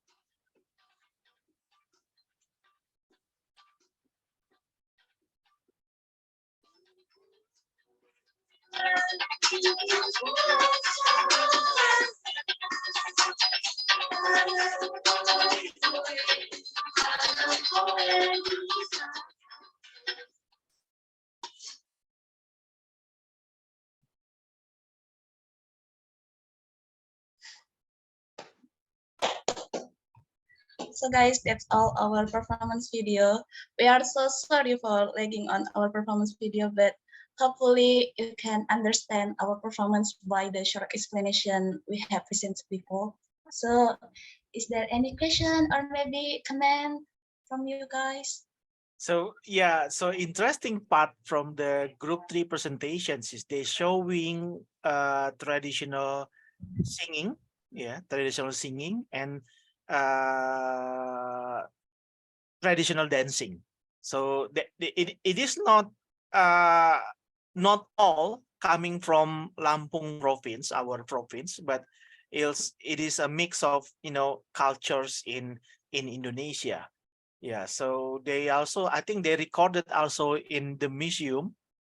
Is that right, Salsabila? Yes, we took Museum Lampung as our background for the video. Yeah, I still don't know how do they get the time to do that. Somehow it's amazing. Yeah, it's amazing. Between the courses, between everything, I don't know how many taping do they do it, how many hours, but again, it is a great coordination between members in your group. So again, if you have any question from Agus student, please, or comment. So let's give one more time applause for group 3. Now we move to group 4. Group 4, are you there? Yes, sir. Yes, Intan. So can you start with your group presentation?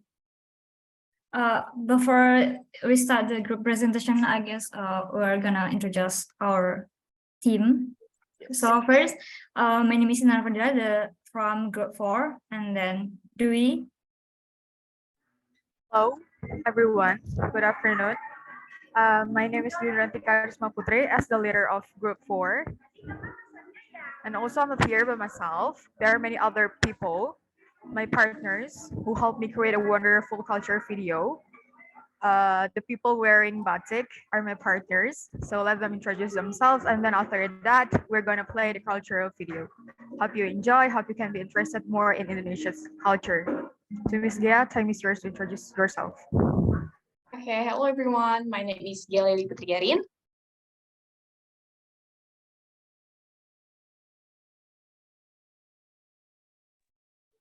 Hello everyone, my name is Dinda Putri Medina and you can call me Dinda.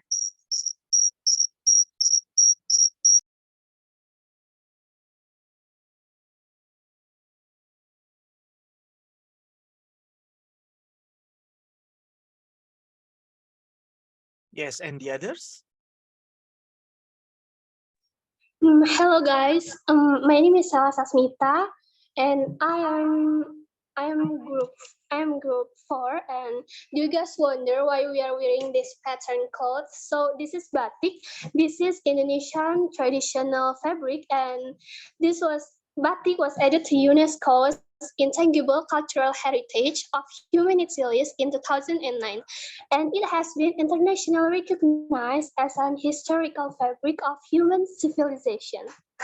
And then next to our partner to introduce themselves. Hi everyone, my name is Kinantira Novvalina and you can call me Kinan. I am now also wearing batik, but I don't know if you guys can see it because of the light. And so yeah.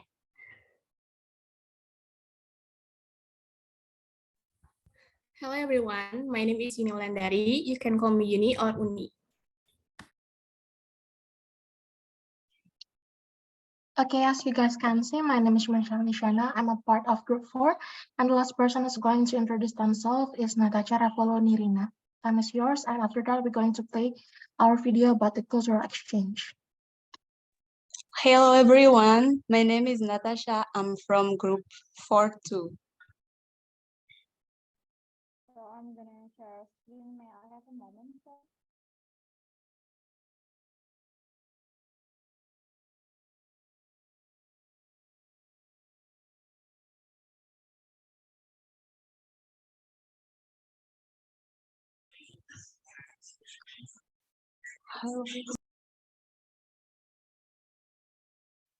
To the Honorable Dean of Faculty of Economics and Business, University of Lampung, Dr. Nairobi, S.A., MSE. To the Honorable Head of International Class, Faculty of Economics and Business, University of Lampung, Mr. Muji Rahmat Ramelan, S.A., MBA.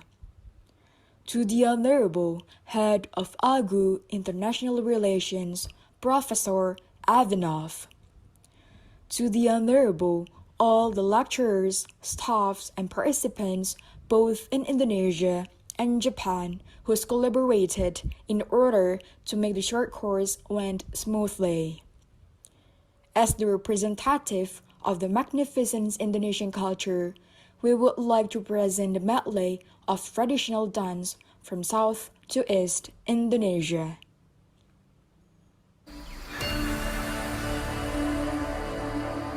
Indonesia is the most beautiful land in the universe. The land where we were born, the nation where we grew up. So many colors that live together in peace. With a million timeless treasures. With an abundance of natural wealth. Indonesia is not just wonderful. Indonesia is a wonderland. Kota baru gunungnya Bamega, Bamega Bamanapur di Samantara, Bamanapur di Samantara. Batamu lawanlah Adinda, Adinda iman di dadara, Samalaya iman di dadara, Samalaya. Sayang sayang si patokaan matego tego gorokan sayang sayang sayang si patokaan matego tego gorokan sayang sajojo yumadam komi sabapare samuna muna muna keke samuna muna muna keke. Soleram, soleram, soleram, anak yang manis, janganlah dicium, sayang kalau dicium merah pipinya. Kampungan jauh di Batu, Kunwangsan sebaku liliang, takkan aja kawan-kawan alamu, sangke basuh yang surya.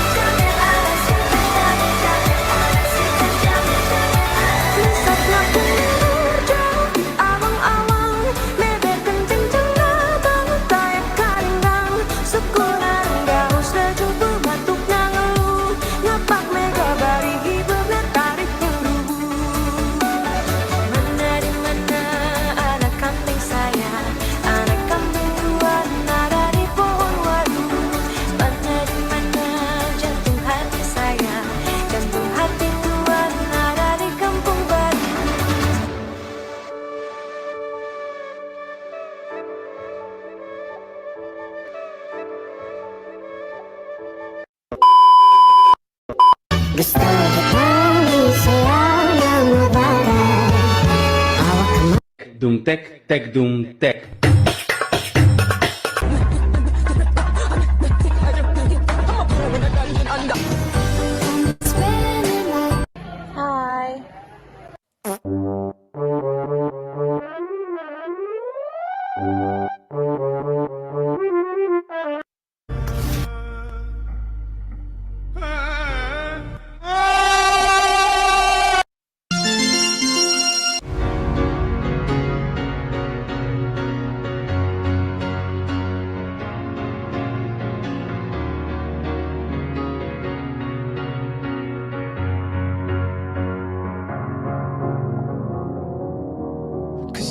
sky, 'cause you're a sky full of stars. I'm gonna give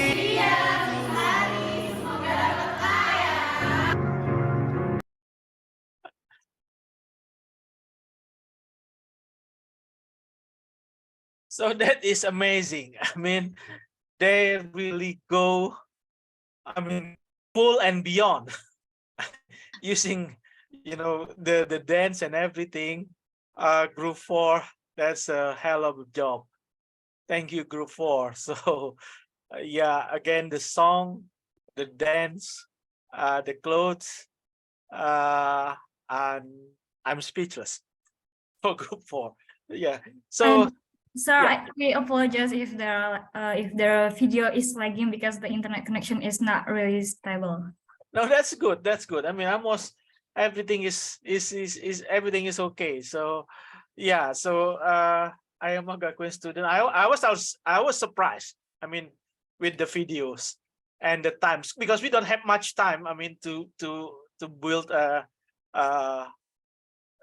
that video. I mean, for me myself, almost like, impossible to to have such short time to create the video. So, any comment, any question from AOYAMA GAKUIN students? Yes, I have. Can I? Yes, please, Mayu. Thank you for a wonderful presentation. I was surprised on the quality of the video and the gorgeous clothes. So I have one questions about gorgeous clothes is made by yourself, and it is the traditional clothes or decided by yourself. Permission to answer. Basically, the clothes is for traditional dance, and we just take the traditional dance for like some province, like for example, Janger from Bali, or we had Kampung Nan Jauh di Mato. So basically, we delivered like 7 traditional dance, and we took it as one. So is it decided depending on the songs? Actually, no. Actually, no. Oh yes, thank you. So, who's doing the managing choreography of that video? I mean, basically, we divided into three teams. So, sometimes me or Michelle, yeah, we're just doing the job together. so yeah, because we have more than 30 provinces. So if you combine everything in Indonesia, it's going to be 1,000 of hundred of song, hundred of traditional dance to make a choice, which one you need to master in such short time is, that's a challenge. I think that's the most challenge. Yes. Yeah, they managed to came out with 7. It's a lot. I mean, 7 provinces and 7 culture. Yeah. So yeah, thank you again, Group 4, for your performance. So we are our time is 3:06. So I'm going to push to the last student presentation, Group 5. So let's give applause again to Group 4. So amazing. Thank you, Group 4. Then we move to Group 5. Group 5. Yes, sir. Yes. Audrey, yeah, please. Yes, sir. So, hello everyone. We're from the last group, aka Group 5. For this opportunity, we would like to present to you a video of we are reviewing and trying Indonesian snacks. And I hope you guys can enjoy the video.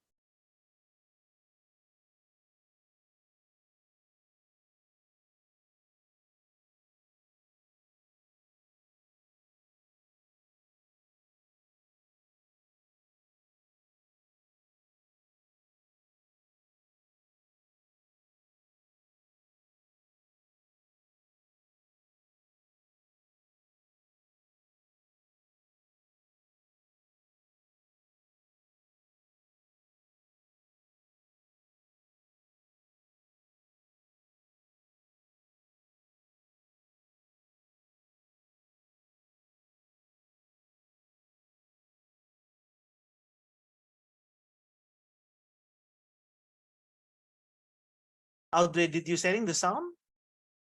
No, sir, we will try to put the Okay, sound first. yeah.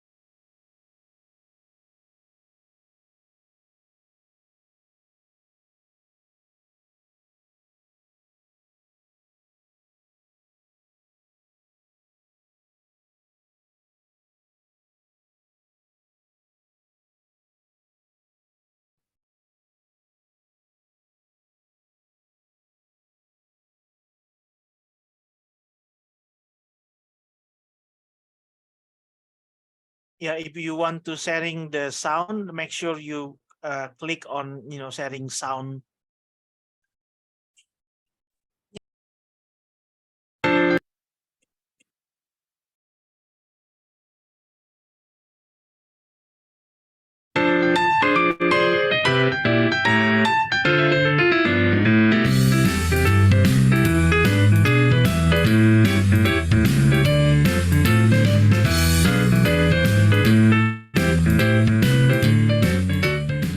Hi guys! So we are gonna review.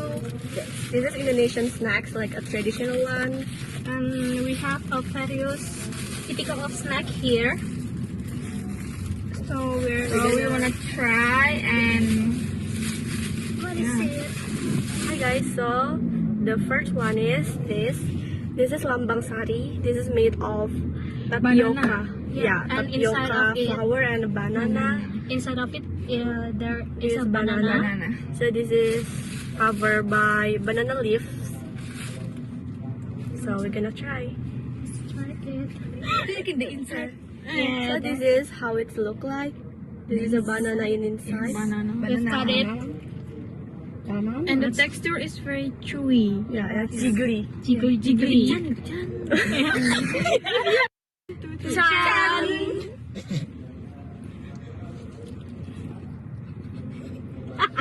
It's really good. It's already cold. Yeah, but it's good because the banana is really sweet. So, the next one is called aram-aram. It's made by rice, and inside of it there are various vegetables and chicken.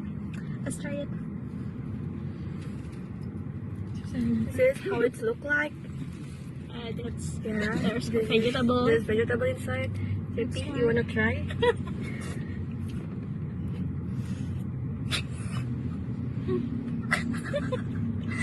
It's good.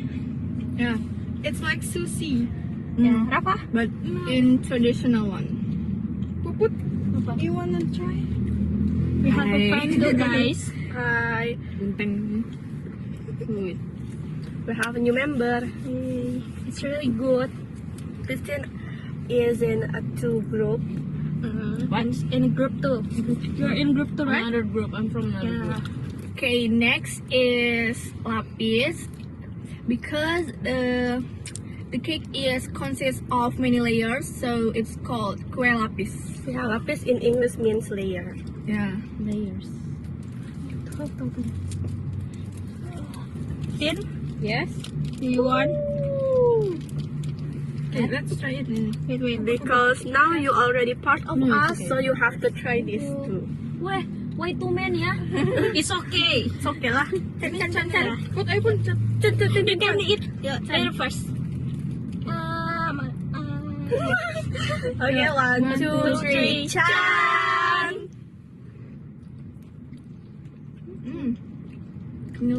It's not very sweet. Yeah. Gelatinous. And really, what is? It's like jelly. Squeezy. Like jelly.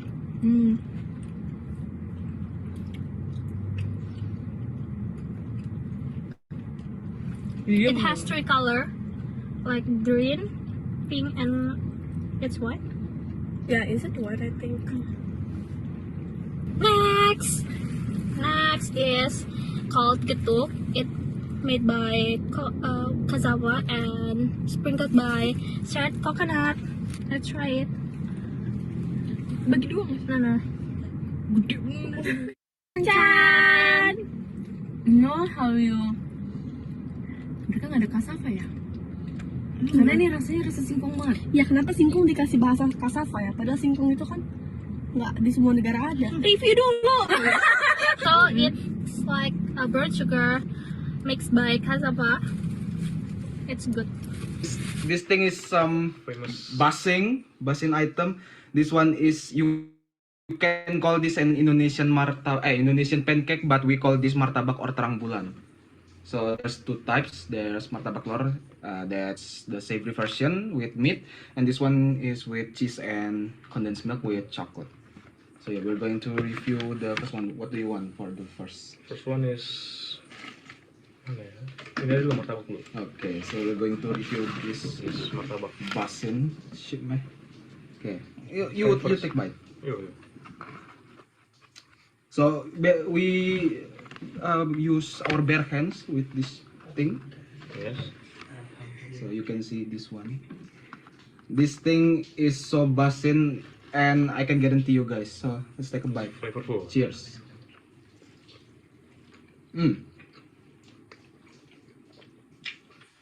And I think this one might be your diet destroyer, because this one piece consists how much? How much? Around 3,000. 3,000 curve. This one serving. No, one piece is nggak sih? One piece. It's 3,000. Yeah. The whole thing. This whole thing can make you guys obese. You eat this every day. This is addictive too. Yeah. Very addictive. Very addictive. So, that's a quite nice shit. Yeah. Next food is lekker. Coming from Netherlands, lekker itself is a Dutch word means delicious. Lekker was founded first time in Solo, East Java. It happened because back then, Netherlanders or Holland people always having a pancake as their breakfast, and the local from Indonesia wanted to make the cheaper and thin version of pancake known as lekker. Now, you can find it easily, only 1,000 rupiah or 8 yen each. Lekker tend to be sweet, filled with sprinkle, sugar, Oreo crumbs, or even banana slice.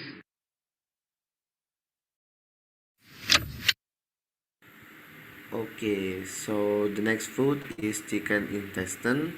As the name suggests, this food is made from chicken intestine. It tastes savory tender, especially wrapped in spice. This food is pierced using wood and burned using flame. There are steam. So this is the chicken intestine. I'm gonna try it. So let's try it. So delicious. Look very delicious. The peanut seasoning and chili sauce are delicious. Look. So that's from our video. I hope everyone in here can enjoy the video and understand more about Indonesian traditional food. Maybe you guys can visit Indonesia and try this whole thing. So yeah. Thank you for paying attention to our video. Bye bye. Bye bye guys. Bye! Arigato gozaimasu. Arigato gozaimasu.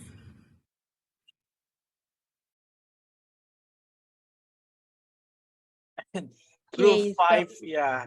Group 5 is a food group.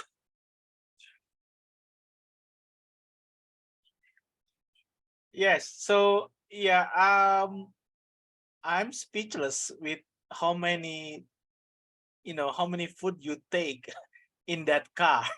It's a lot of, it's a lot. It's like you're doing a lunch and breakfast too, both of them at the same time.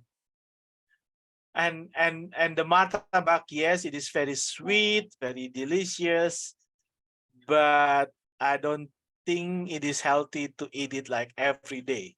Yeah, those martabak, but martabak is very delicious. Yeah, I used to, I mean, order for night snack. Yeah, the martabak.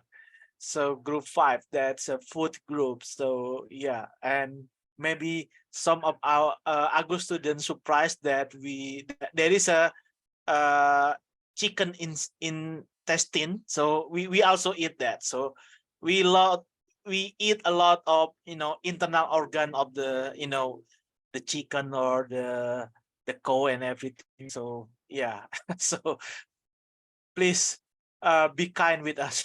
So we almost eat everything. Yeah, except pork probably. Yeah. So yeah, any comment and question probably from Argo students? Can I?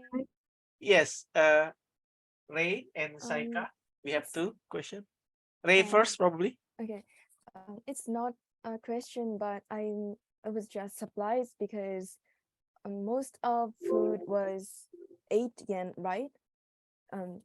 In Japan, I think we can't buy anything for 8 yen, so I could feel the difference of price Japan and Indonesia. So thank you so much. Yes, you're right. So with 8 yen, I agree. I don't know what to buy in Japan. Yeah, I know I can buy during summer probably a new clothes for 500 yen. Yeah, I can buy a new clothes, but 8 yen. Yeah, you're right. But in Indonesia we have a lot of cheap food, and during my last journey, I think I went to Turkey, Istanbul, and St. Petersburg. And surprisingly, I found in St. Petersburg, the food there, the price of the food in Russia, in St. Petersburg, almost the same like in Indonesia. Yeah, almost the same, the price. Yeah. In Istanbul, everything is expensive. Yeah, because they have inflation. Yeah, that's for my last journey. So second question from Saika. Yeah, thank you for sharing your thank you for the wonderful movie. I want to ask that which sweet do you recommend to bring as souvenirs to a friend's house? Yes, group 5. A food for souvenirs. Any recommendation? The martabak one, because it is easy to find anywhere, and also in one box it has like more than one slice, so everyone can try it. Yeah, the martabak. Yeah, the martabak. But I think you cannot. I mean, the martabak only lasts like maybe 6 hours. Yeah, 6 hours. Probably 8. Yeah, but you need to consume it while it's hot. Yeah, while it's hot. So yeah. So well, we inviting all of the students. If you want to, please come to Indonesia. Please come to Lampung so we can eat martabak together. Yeah. So we are past 21 minutes past the schedule. So I need to end this. So again, let's give applause to group 5 for bringing the food to our screen. Yes, thank you. So thank you for group 1, group 2, group 3, and group 4 and group 5. So all of you have amazing video. I mean, you managed to do a lot of hours during our limitation, your limitation time. So it was amazing. Everybody is all above and beyond. So again, thank you very much. Yeah. Yes, can I add too? Thank you to all the students from Indonesia for your wonderful presentations. It was informative and educational. By the way, chicken intestines in Japan, there's something called yakitori. They often use various parts of chicken and so forth. So I think it's kind of similar. actually, to the chicken intestines that you showed us. And I just want to remind the AOYAMA students, my apologies again, because I gave misinformation on course power about the schedule. So I just want to remind you that our next session is going to be on Monday, right? Not Tuesday. So we'll see you again on Monday. Thank you. Yes, thank you, Richard Sensei. So yes, that's conclude our program today. So thank you again, everybody, for your hard work.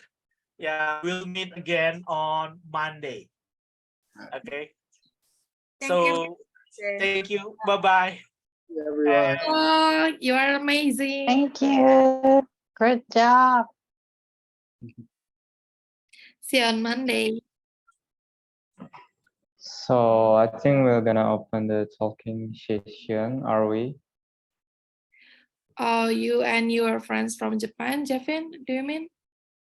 Yeah, I mean like that. Okay, we will leave the Zoom open and then you can discuss with your friends. Yeah. Jevin, aren't you in church right now? Yeah, I'm I'm